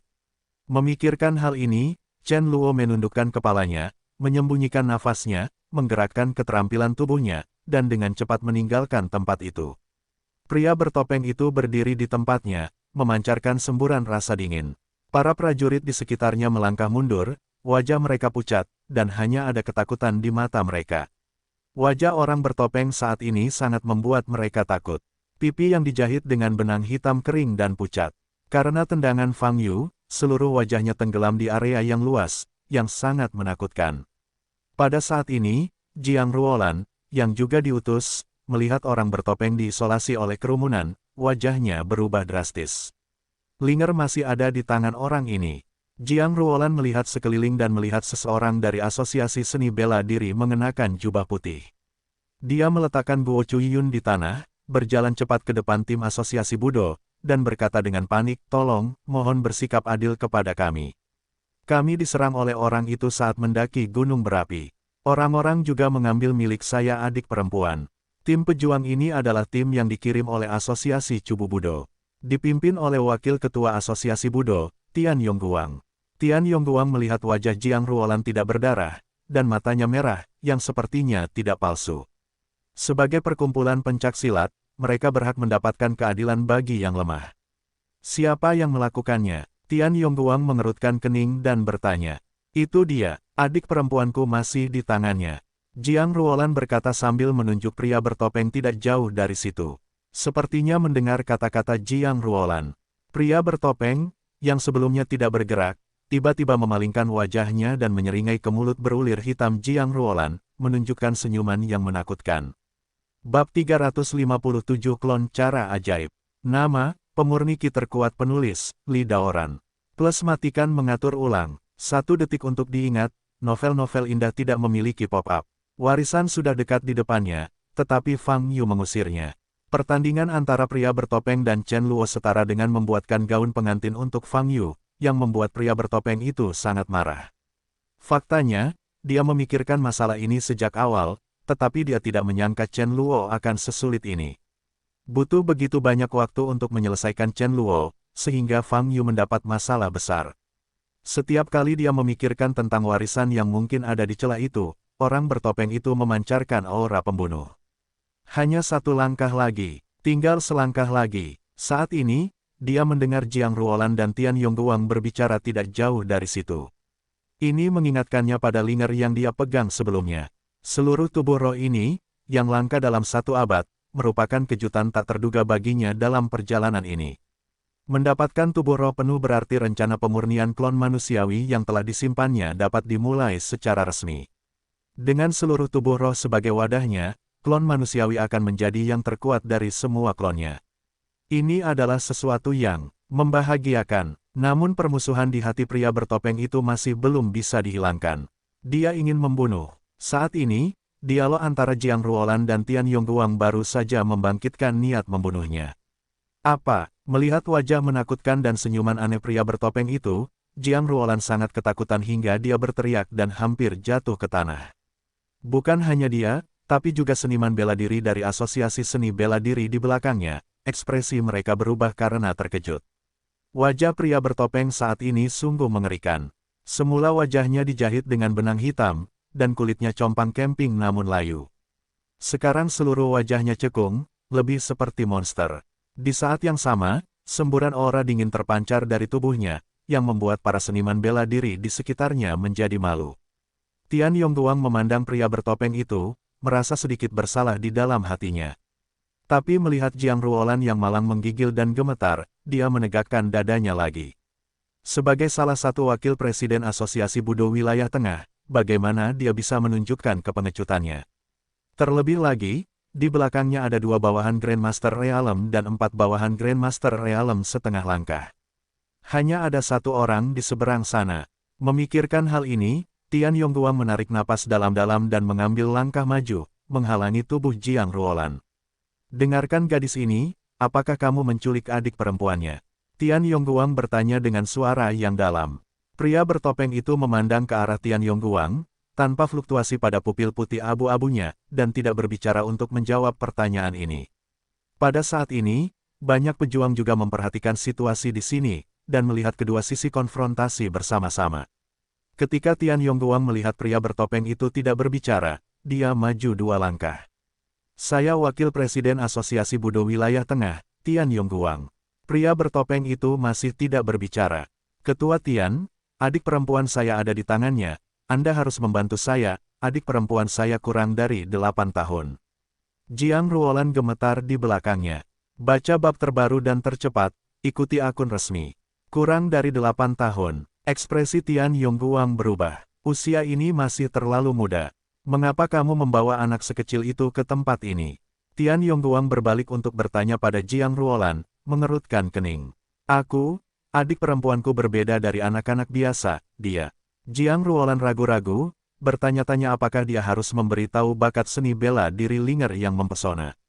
Wakil Presiden, ini bukan waktunya membahas masalah ini, jadi mari selamatkan orang itu dulu, gadis berusia 8 tahun. Pria itu pada pandangan pertama bukanlah tipe yang baik. Pada saat ini, seorang Grandmaster melangkah ke depan, kata Tian Yongguang. Tian Yongguang mengangguk, memandang Jiang Ruolan, dan berkata, jangan khawatir, nak. Arti dari asosiasi seni bela diri kita adalah untuk menjaga ketertiban di dunia seni bela diri. Jika orang ini melakukan sesuatu yang melanggar aturan, tentu saja kita akan melakukannya membantumu. Minta keadilan dan selamatkan adik perempuanmu. Setelah berbicara, Tian Yongguang berbalik dan menatap pria bertopeng itu lagi dengan ekspresi buruk di wajahnya. Menindas wanita dan menculik anak kecil, 2 perilaku ini menjijikkan. Saya akan bertanya lagi, apakah Anda pernah melakukan hal seperti itu? Jika Anda tetap diam lagi, jangan salahkan kami karena bersikap sopan. Tian Yongguang berkata dengan sungguh-sungguh. Ya, keterampilan apa yang menculik anak-anak? Melakukan hal semacam ini tidak layak menjadi seorang pejuang. Apa yang tidak layak menjadi seorang pejuang? Tidak layak menjadi seorang laki-laki. Banyak penonton yang mengetahui apa yang terjadi, melihat ketampanan Jiang Ruolan, dan mereka semua mengutuk dengan marah. Saat ini, Liu Lianxia di antara kerumunan juga memperhatikan situasi di sini. Ini bukan yang diketahui Fang Yu, bagaimana situasinya. Liu Lianxia meremas ke depan dan meremas ke depan. Dihadapkan pada kecaman semua orang, pria bertopeng itu tiba-tiba tertawa parau dan kasar. Menurutnya, kelompok pejuang yang menegakkan keadilan di hadapannya seperti sekelompok semut. Kecil dan tidak ada ancaman. Di masa lalu, meski dia merentangkan kakinya untuk menginjak. Namun kini, ia yang gagal memperebutkan warisan, membutuhkan semut seperti itu untuk menghilangkan amarahnya. Melihat pria berpenampilan aneh ini mengangkat kepalanya ke langit dan tertawa, semua prajurit menunjukkan ekspresi buruk. Terlalu sombong. Ya, gadis itu memang ada di tanganku, lalu kenapa? Setelah pria bertopeng itu selesai tertawa, dia menatap Tian Yongguang dan berkata. Suaranya jelek, tapi ada rasa dingin yang ekstrim di dalamnya, yang membuat hati bergetar. Tian Yongguang mengertakkan gigi dan bertanya, siapa kamu? Siapa namamu? Pria bertopeng itu maju selangkah dan berkata, saya tidak punya nama, tapi Anda bisa memanggil saya, cara ajaib. Cara ajaib, apa nama ini? Wajah Tian Yongguang sedikit berubah. Saat ini, modal sudah berjalan menuju Tian Yongguang. Nafas menyesakkan keluar dari tubuhnya, mencakup radius ratusan meter. Ratusan prajurit yang hadir semuanya merasakan nafas ini, dan wajah mereka berubah. Jantung Tian Yongguang berdebar kencang, namun dia tetap berteriak, waspada. Ayo tembak bersama. 6 orang di belakangnya segera bergerak maju, berdiri di samping Tian Yongguang, dan melancarkan pertempuran. Setelah melangkah ke dalam celah, Fang Yu memasuki ruang baru. Yang menarik perhatiannya adalah padang rumput hijau. Aneka bunga dan buah-buahan ditanam di ladang yang penuh vitalitas. Fang Yu berdiri di bawah pohon apel, dengan rumput hijau lembut di bawah kakinya. Matahari bersinar di langit, dan jika melihat ke kejauhan, Anda dapat melihat pegunungan dan air terjun yang dikelilingi awan dan kabut. Adegan ini bisa dikatakan sebagai lingkungan yang paling dirindukan Fang Yu. Dia telah mengembangkan pemandangan serupa di istana di ibu kota, tapi itu tidak sesempurna pemandangan sebelumnya. Saya tidak menyangka Tao Wu Ji menjadi seperti saya. Fang Yu berkata dengan emosi. Menciptakan dunia kecil di luar ruang tempatnya berada adalah kemampuan yang hanya bisa dikuasai oleh kekuatan besar di masa kesengsaraan. Ruang tempat Fang Yu berada sekarang adalah dunia kecil yang diciptakan oleh Janji Tao. Fang Yu maju 2 langkah dan menarik napas dalam-dalam. Seluruh dunia kecil dipenuhi dengan aura yang sangat kaya. Hal ini membuat Fang Yu seolah-olah telah kembali ke tempat budidaya di Tiandaomen ribuan tahun yang lalu. Inilah penampakan asli bumi. Fang Yu berjalan maju. Di depanku ada ladang tak berujung. Matahari menyinari tubuhku. Gelombang www.novelringan.com. Gelombang ada perasaan hangat. Fang Yu berjalan maju perlahan, sesekali berjongkok untuk mempelajari varietas tanaman yang ditanam di ladang. Kenapa kamu tidak menanam sayuran di ladang yang bagus? Sayang sekali. Fang Yu menghela nafas. Fang Yu melihat ke kiri dan ke kanan, dan tidak bisa melepaskan diri dari tenggelam di lapangan untuk sementara waktu. Apa ini? Fang Yu berjalan ke sebuah ladang dan melihat buah seukuran kepalan tangan di pohon kecil yang tumbuh dari tanah. Buah ini berwarna ungu, berbentuk segi 5, bentuknya seperti bintang. Fang Yu melangkah maju, dan setelah beberapa pengamatan, dia yakin itu adalah buah yang bisa dimakan. Dan di ladang ini ditanam beberapa pohon kecil yang sama. Dengan kata lain, tidak apa-apa untuk memilih. 1. Fang Yu mengulurkan tangannya, ingin memetik buah di depannya. Pada saat ini, kekuatan tak terlihat muncul di udara, menghalangi tangannya. Pohon belimbing ini tidak akan mekar sampai ditanam ribuan tahun, dan butuh ribuan tahun sampai buahnya matang. Jika kamu memetiknya, aku akan memotong lenganmu. Di belakang Fang Yu, sesosok pria terdengar. Fang Yu berbalik dan melihat seorang pria berdiri di depannya, mengenakan jubah putih. Fang Yu masih ingat penampilan orang ini. Itu adalah keilahian sebenarnya dari Janji Tao. Hanya saja, saat ini, penganut Tao Wu Ji bersinar dengan cahaya redup, dan tubuhnya juga dalam keadaan virtual. Jelas sekali, apa yang tersisa di dunia kecil hanyalah secercah kesadaran dari Janji Tao. Namun, Fang Yu masih sedikit bersemangat melihat sosok senior yang sezaman dan bahkan lebih awal darinya. Apakah kamu penerusku? Wu Ji Tao berdiri dengan tangan di tangannya, memandang Fang Yu di depannya, dan kemudian sepasang pedang mengerutkan kening. Bab 358, Tubuh Abadi. Nama, pemurni ki terkuat penulis, Li Daoran. Plus matikan mengatur ulang. 1 detik untuk diingat, novel yang bagus tidak memiliki pop-up. Dalam periode pemurnian ki saja, basis kultivasi benar-benar dapat melewati banyak ujian yang saya tetapkan. Pendeta Tao Uji bertanya. Sejujurnya, ujian yang kamu tetapkan agak sederhana. Fang Yu berkata sambil tersenyum tipis. Sederhana, wajah Uji Tao sedikit berubah. Ujian terakhir yang dia tetapkan sulit untuk dilewati bahkan oleh seorang kultivator tahap transformasi dengan mudah. Tetapi pemuda di depannya yang hanya menjalani masa pemurnian ki mengatakan tesnya sederhana. Apakah kamu menggunakan cara lain untuk masuk ke sini? Pendeta Tao Uji bertanya dengan wajah tenggelam. Maka Anda harus bertanya pada diri sendiri, jika tidak ada celah dalam ujian yang Anda tetapkan, bagaimana orang bisa masuk ke sini?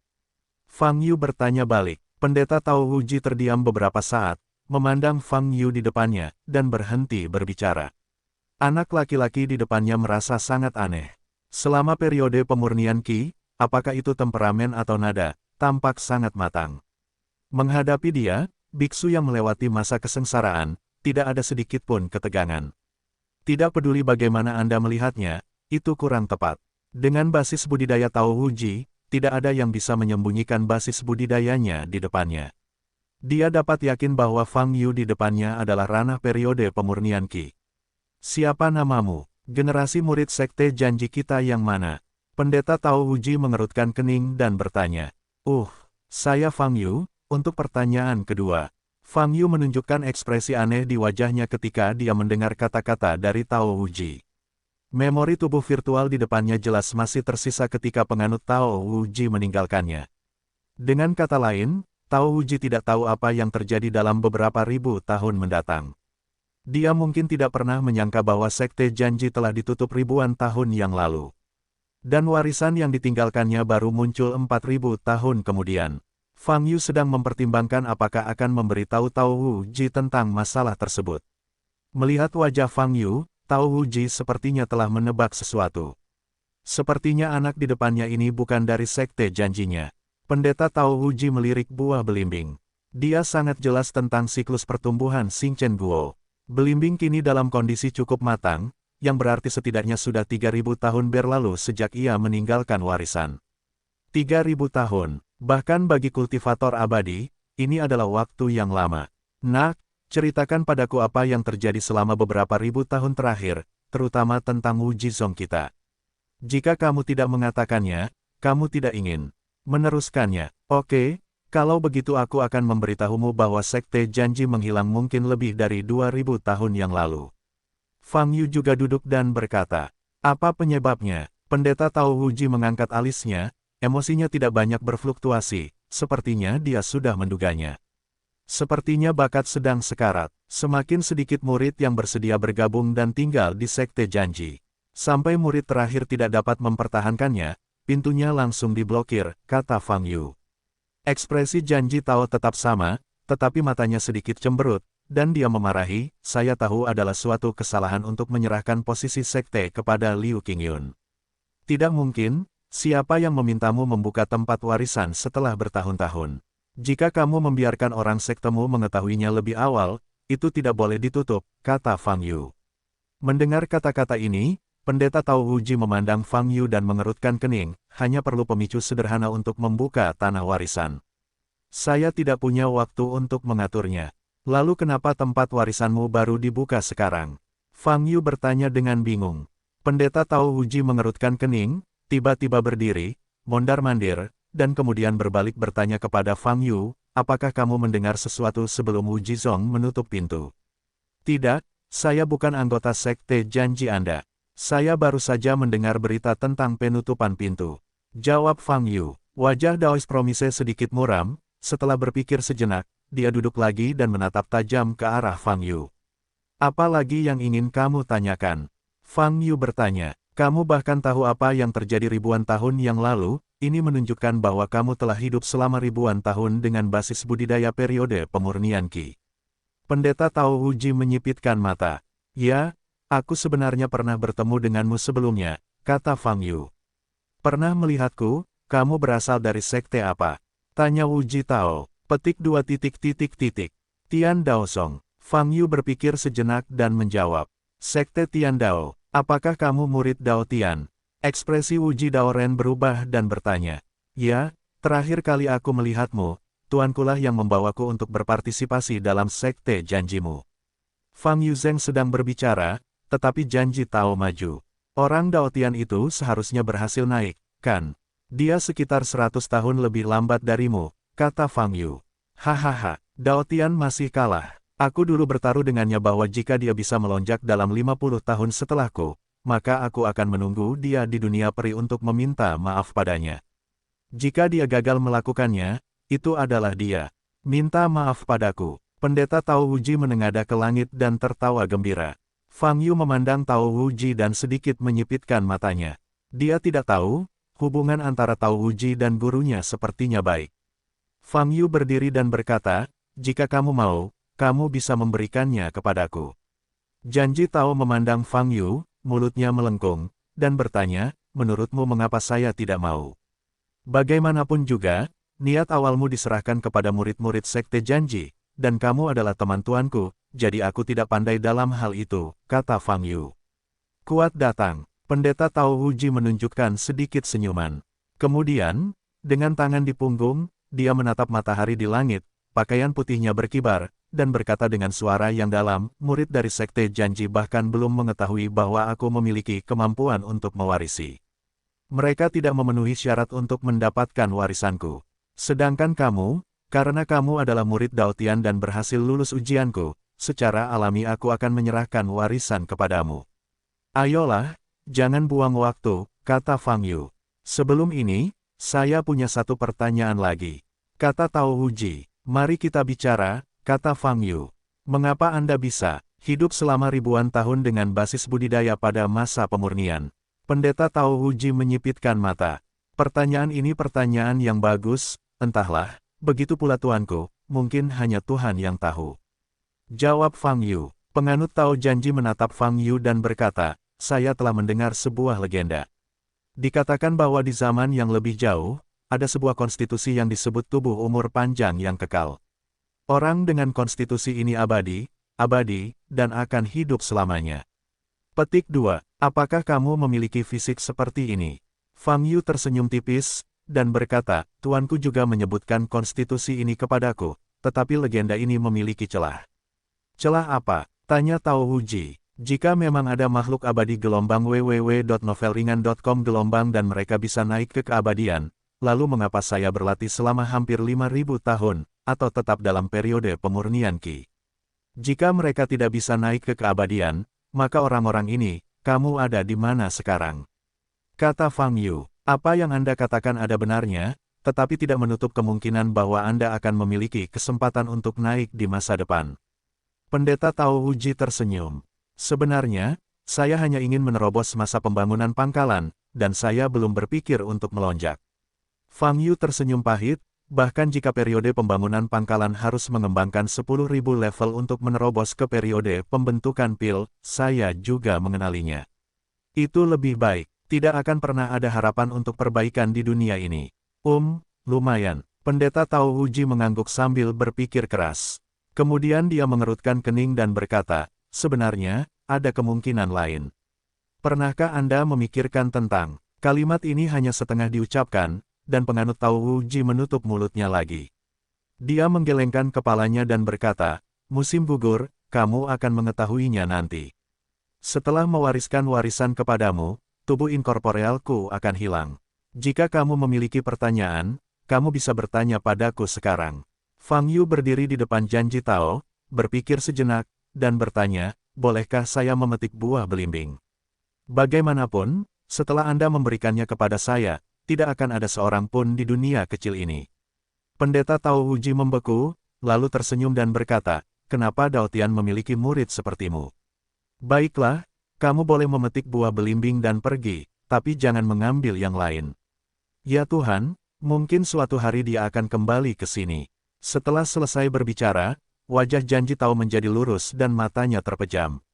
Bas, seluruh tubuh Janji Tao berubah menjadi seberkas cahaya, tenggelam ke dalam tubuh Fang Yu. Bab 359 Ketakutan yang luar biasa. Nama, pemurni Qi terkuat penulis, Li Daoran. Plus matikan mengatur ulang. 1 detik untuk diingat, novel-novel indah tidak memiliki pop-up. Fang Yu pertama kali merasakan arus hangat mengalir melalui meridiannya. Hanya dalam 10 detik, itu mengalir melalui meridian tubuhnya dan akhirnya bergabung ke dalam dantiannya. Ini adalah aura murni yang tidak memerlukan pemurnian sekunder. Pada saat yang sama, Fang Yu tidak perlu beroperasi secara mandiri. Ini adalah warisan yang ditinggalkan oleh kekuatan besar selama masa kesengsaraan, yang membuat mereka yang menerima warisan tersebut cukup nyaman. Pada saat yang sama ketika energi spiritual bergabung ke dalam dantian Fang Yu, ranah Fang Yu mulai menerobos. 1, 2, 3. Lantai 15 penuh. Alam Fang Yu mencapai lantai 9 dan 80 periode pemurnian Qi. Dari 10.000 lantai yang diimpikannya, hanya tersisa 20 lantai. Fang Yu berdiri di tempatnya, melihat dirinya sendiri di dalam. Dia menembus kesadaran ilahi ke dalam dantiannya dan mampu melihat lautan emas yang tak terbatas. Lautan ini adalah energi spiritual dalam tubuhnya. Sekarang, ketika Fang Yu keluar dari area kemaluan, dia bisa melihat naga emas kecil itu, masih melayang, tetapi kecepatannya menjadi lebih cepat. Singkatnya 20 cerita, Fang Yu berdiri diam, mengepalkan tinjunya, matanya tegas. Setelah 2 detik, sebuah pesan tiba-tiba muncul di otaknya. Metode pikiran Wuji. Pikiran unik dari penganut Tao Wuji langsung memasuki lautan kesadaran Fang Yu. Metode pikiran ini dapat membuat hasil kultivasi seorang beku menjadi setengah hasilnya, dan ini adalah harta yang tak ternilai harganya. Namun bagi Fang Yu, efeknya tidak terlalu bagus. Sekarang dia tidak berguna, tidak peduli apa mentalitasnya. Hanya mengandalkan metode mental untuk menyerap energi spiritual di bumi, ia tidak mampu memenuhi persyaratan terobosannya.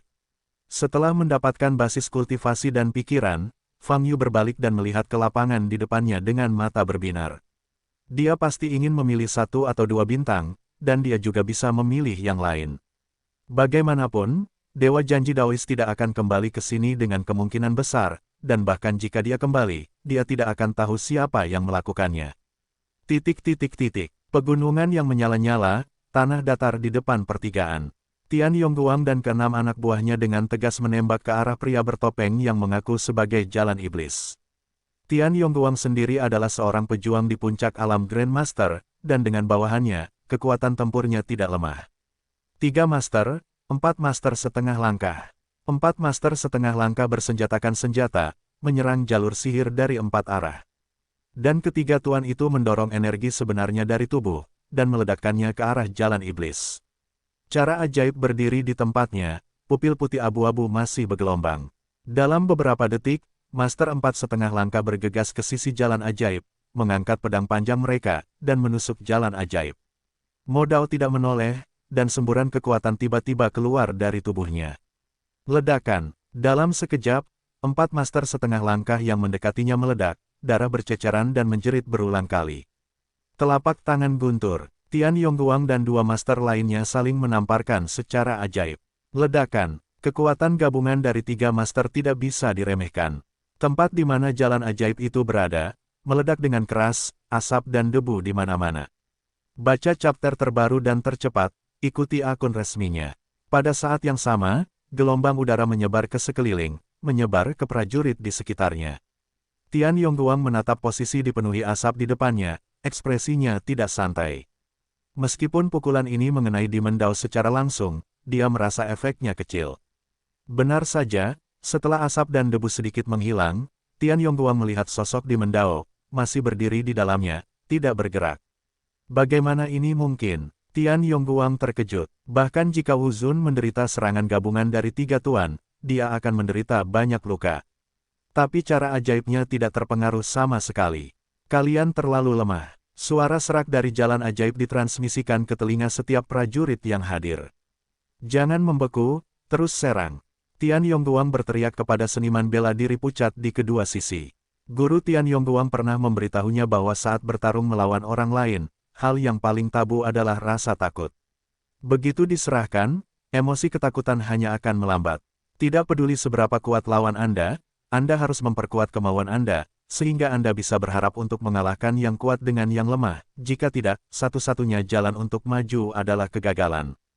Tian Yongguang memberi perintah, dan kedua pria itu menamparkan tas penyimpanan, mencoba mengeluarkan senjata ajaib itu. Namun saat ini, Modao tiba-tiba mengulurkan tangan kanannya. Wow, sebuah kekuatan yang tak tertahankan muncul di udara. Retakan, 2 suara yang tumpang tindih dan tajam terdengar di samping Tian Yongguang. Apa? Pada saat ini, Jiang Ruolan dan seniman bela diri di sekitarnya berteriak bersama. Tian Yongguang menelan ludah, menoleh, dan melihat penampilan kedua pria itu saat ini, hatinya bergetar.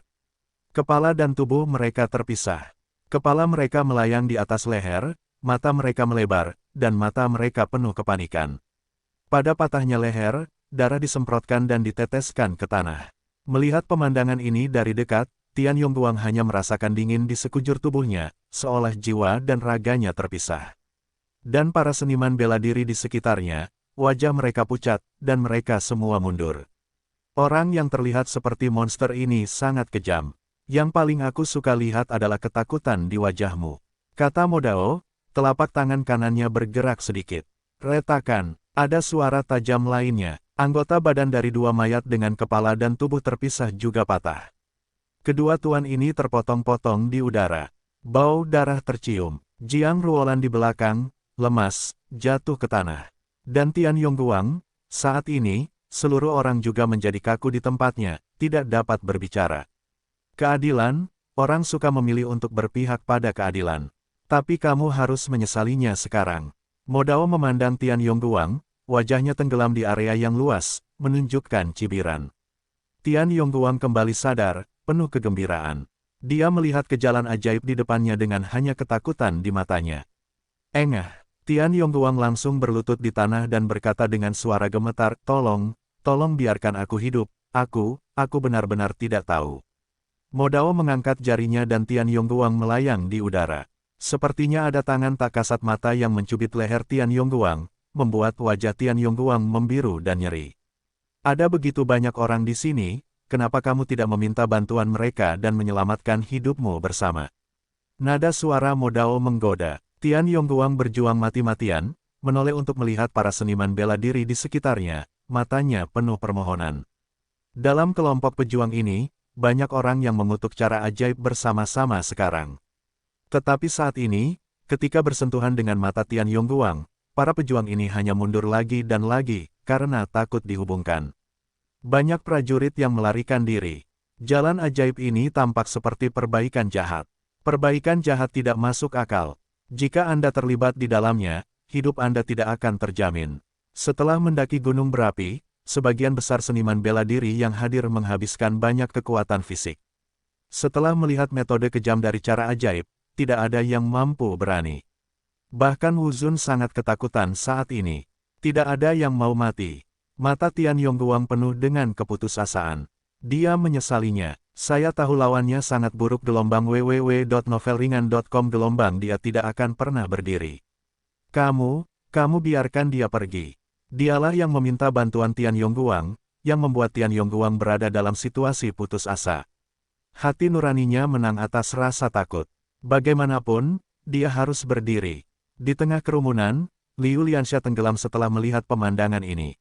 Bagaimana dia bisa berdiri? Cara ajaib ini benar-benar akan membunuhnya. Fang Yu, kemana saja kamu? Kenapa kamu belum muncul? Liu Lianxia merasa cemas. Kamu lebih baik dari yang lain, kata Modao sambil menatap Jiang Ruolan. Kamu, lepaskan aku, lepaskan ketua Tian. Jiang Ruolan menangis sambil menangis. Meletakkan, jari kanan Modao bergerak sedikit. Apa? Lengan kanan Tian Yongguang patah, dan dia menjerit. Melihat pemandangan ini, seluruh tubuh Jiang Ruolan gemetar. Ketakutan yang sangat besar membuatnya tidak mampu memegang pedang panjang di tangannya. Di belakangnya, Guo Chuyun, yang terbaring di tanah dengan luka serius, berdiri dengan dukungan yang kuat. Melihat pemandangan ini, matanya memerah dan wajahnya putus asa. Jari Modao bergerak lagi. Jiang Ruolan juga melayang di udara, ekspresinya sangat menyakitkan. Adik perempuanmu, aku akan disempurnakan menjadi klon yang manusiawi, dan tidak akan terkalahkan di dunia mulai sekarang. Sayang sekali kamu tidak dapat melihat pemandangan ini lagi. Modao berkata dengan dingin, dengan sedikit kekuatan di tangan kanannya. Wajah Jiang Ruolan berubah menjadi biru dan ungu dan dia memutar matanya. Tulang lehernya yang rapuh akan segera putus. Ledakan. Pada saat ini, sosok tiba-tiba muncul di atas kepala Modao. Sosok ini dengan cepat turun dan menginjak kepala Modao. Bab 360 Siapa mereka? Nama, pemurni ki terkuat penulis, Li Daoran. Plus matikan mengatur ulang. 1 detik yang perlu diingat, novel-novel bagus tidak memiliki pop-up. Boom, terjadi ledakan, dan puing-puing berceceran di lokasi jalan ajaib. Pada saat yang sama, kekuatan tak kasat mata yang mengikat Jiang Ruolan dan Tian Yongguang menghilang. Jiang Ruolan dan Tian Yongguang jatuh ke tanah bersama-sama. Pergolakan yang tiba-tiba mengejutkan para prajurit di sekitarnya. Setelah melihat cara Di Mendao, adakah orang yang berani melakukan sesuatu terhadap Di Mendao? Siapa yang berani? Para prajurit menatap posisi yang tertutup asap dan debu yang mengepul. Asap dan debu berangsur-angsur menyebar, dan sebuah lubang besar muncul di tanah. Sesosok berdiri di depan lubang, dengan banyak lubang di jubah pucat yang dikenakannya. Wajah orang ini sangat biasa, sepertinya usianya sekitar 30 atau 40 tahun. Saat ini, dia sedang memegang buah ungu seukuran telapak tangan, makan gigitan demi gigitan, dengan ekspresi santai di wajahnya. Gaun orang ini, sepertinya adalah orang yang meledakkan raksasa itu ke udara sebelumnya. Seorang prajurit mengenali pakaian Fang Yu dan bergumam. Mendengar kata-kata ini, wajah para prajurit di sekitarnya berubah, mata mereka terfokus pada tubuh Fang Yu. Orang inilah yang menghancurkan raksasa itu hingga hidup. Dan sekarang, dia melakukan cara ajaib yang menakutkan lagi. Siapa dia? Fang Yu sedang memakan buah belimbing, sambil melihat jalan ajaib di lubang di depannya saat dia melangkah ke tanah. Pada saat ini, tubuh di bawah leher tenggelam ke tanah, dengan hanya satu kepala yang diratakan oleh Fang Yu, yang terlihat sangat meresap. Manusia normal, jika dipukuli seperti ini, pasti sudah lama mati. Namun cara ajaib di hadapannya tidak akan mati begitu saja. Fang Yu, yang telah melakukan kontak dengan orang bertopeng 2 kali, tahu bahwa apakah itu 2 orang bertopeng yang dia temui sebelumnya atau yang di depannya, mereka hanyalah klon pemurnian. Kemunculan pertama pemurnian klon ini jelas dikembangkan dari seni wayang, dan komponen utama tubuh mereka sangat berbeda dengan tubuh manusia sebenarnya. Bagian vital kepala dan jantungnya pasti sudah ditinggalkan. Fang Yu berspekulasi bahwa klon ini bahkan tidak memiliki kesadaran otonom dan sepenuhnya dikendalikan oleh dewa. Oleh karena itu, meskipun kepala Dimendao dipenggal, dia masih bisa bergerak bebas. Fang Yu memasukkan satu-satunya buah belimbing ke dalam mulutnya dengan ekspresi puas. Buah belimbing yang memiliki siklus pertumbuhan ribuan tahun ini rasanya jauh lebih enak dibandingkan buah biasa. Baik sari buahnya maupun rasa manis dan asamnya telah mencapai kondisi sempurna. Dapat dikatakan bahwa ini adalah Fang Yu, yang telah hidup hampir 5.000 tahun, dan memiliki rasa buah yang paling enak. Namun, selain rasanya yang luar biasa, Fang Yu benar-benar tidak merasakan buah belimbing memiliki efek lain.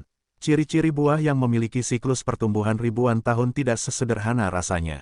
Untungnya, saya memetik 2 lagi. Kembalilah dan pelajari dengan cermat untuk melihat apakah saya bisa menanam beberapa pohon buah-buahan sendiri. Fang Yu berkata dalam hatinya. Hahaha, saat Fang Yu sedang menikmati buah belimbing, cara ajaib yang terperangkap di tanah tiba-tiba meledak dengan tawa liar. Tawa yang parau dan kasar itu mengandung kemarahan dan niat membunuh yang tak ada habisnya. Fang Yu menyerangnya 2 kali berturut-turut, menendang wajahnya ke dalam sekali, dan langsung menundukkan kepalanya untuk kedua kalinya. Baginya, ini adalah penghinaan terbesar. Tak hanya itu, Fang Yu juga merampas warisan yang ada di dekatnya. Kedua hal ini cukup bagi Dimendao untuk mengejar Fang Yu sampai mati. Jangan tertawa, suaramu sulit didengar, kata Fang Yu. Tawa Modao tiba-tiba berhenti. Ledakan, kemudian, tanah tempat dia berada mulai bergetar. Tanah padat terurai menjadi butiran debu. Tubuh Dimendao juga bangkit dari tanah, perlahan naik ke udara. Melihat kemunculan Dimendao saat ini, para prajurit terkejut, dan banyak prajurit bahkan berteriak. Bahkan kepalanya tergencet, dan dia masih bisa mengeluarkan suara dan bergerak. Apalagi aura di tubuhnya tidak melemah sedikit pun, tapi semakin menguat. Monster ini, jelas bukan manusia. Tubuh Modao memancarkan aura yang menakutkan, sehingga terjadilah angin kencang. Aku ingat siapa kamu. Suara jalan ajaib terdengar dari udara dan mencapai telinga semua orang. Kupikir kamu sudah mengetahuinya sejak lama, kata Fang Yu. Saya khawatir Anda tidak tahu siapa saya. Modao berkata dengan dingin. Lagi pula, aku peduli dengan keberadaanmu, menurutku kamu sangat tidak menyenangkan. Fang Yu mengangkat mulutnya dan tersenyum. Senyuman sarkasme ini benar-benar meledakkan permusuhan di dada Modao. Hari ini, aku harus membunuhmu. Modao meraung marah, menekan tangannya ke bawah. Sebuah kekuatan besar muncul di udara dan menghantam tubuh Fang Yu. Ledakan, tanah dengan radius puluhan meter termasuk Fang Yu langsung runtuh. Tapi Fang Yu tidak terpengaruh dan ditendang. Ledakan, tanah tiba-tiba pecah, dan Fang Yu terlontar dan bergegas menuju jalan ajaib. Modao mencubit tangannya dengan kedua tangannya. Langit yang semula kosong, kini bagaikan lubang gelap. 6 ular berbisa berwarna gelap terbang keluar, dan terbang langsung menuju Fang Yu. Ini trik lain, tapi sayangnya saya bukan Chen Luo. Fang Yu tersenyum dingin, cahaya keemasan muncul di tubuhnya, dan dia mengabaikan ular berbisa yang mendekat. 6 ular sebesar ular piton, namun mengandung racun berbisa, langsung menjerat Fang Yu. Mereka menjerat Fang Yu dengan erat, dan kekuatan besar ini saja sudah cukup untuk menggantung seorang prajurit biasa sampai mati. Tetapi dengan Fang Yu, mereka mencoba yang terbaik untuk mencapai hal ini. Fang Yu mengabaikan ular berbisa ini sama sekali, dan masih bergegas menuju jalan iblis. Ular berbisa yang melilit tubuh Fang Yu membuka mulutnya, memperlihatkan taringnya, dan menggigitnya ke kulit Fang Yu di berbagai tempat. Taringnya yang ramping dan tajam meneteskan racun di dunia. Racun yang ditembakkan dari taringnya hanya perlu 1 tetes untuk menyatu ke dalam sungai, cukup untuk meracuni puluhan ribu orang. Retak, saat taringnya menyentuh kulit Fang Yu, taringnya yang ramping dan tajam semuanya patah. Racun di taringnya menyentuh kulit Fang Yu, dan dengan suara, "Sila," racun itu langsung menguap menjadi gas putih dan menghilang ke udara. Melihat pemandangan ini, hati Mo Dao terkejut, dan dia segera mendesak teknik tubuhnya untuk berteleportasi beberapa puluh meter. Menghindari Fang Yu. Fang Yu melihat ke arah iblis yang melarikan diri, dan tersenyum, "Apakah kamu tidak ingin membunuhku? Aku dikirim kepadamu, mengapa kamu melarikan diri?" Sambil berbicara, Fang Yu mengulurkan tangannya untuk merobek ular yang terikat erat padanya satu persatu. Ki emas samar muncul di tangan Fang Yu, dan ular berbisa itu segera mengeluarkan tangisan yang mengerikan, dan tubuh ular itu berputar dan bergerak. Kemudian, ular berbisa itu berubah menjadi kepulan asap hitam dan menghilang di udara.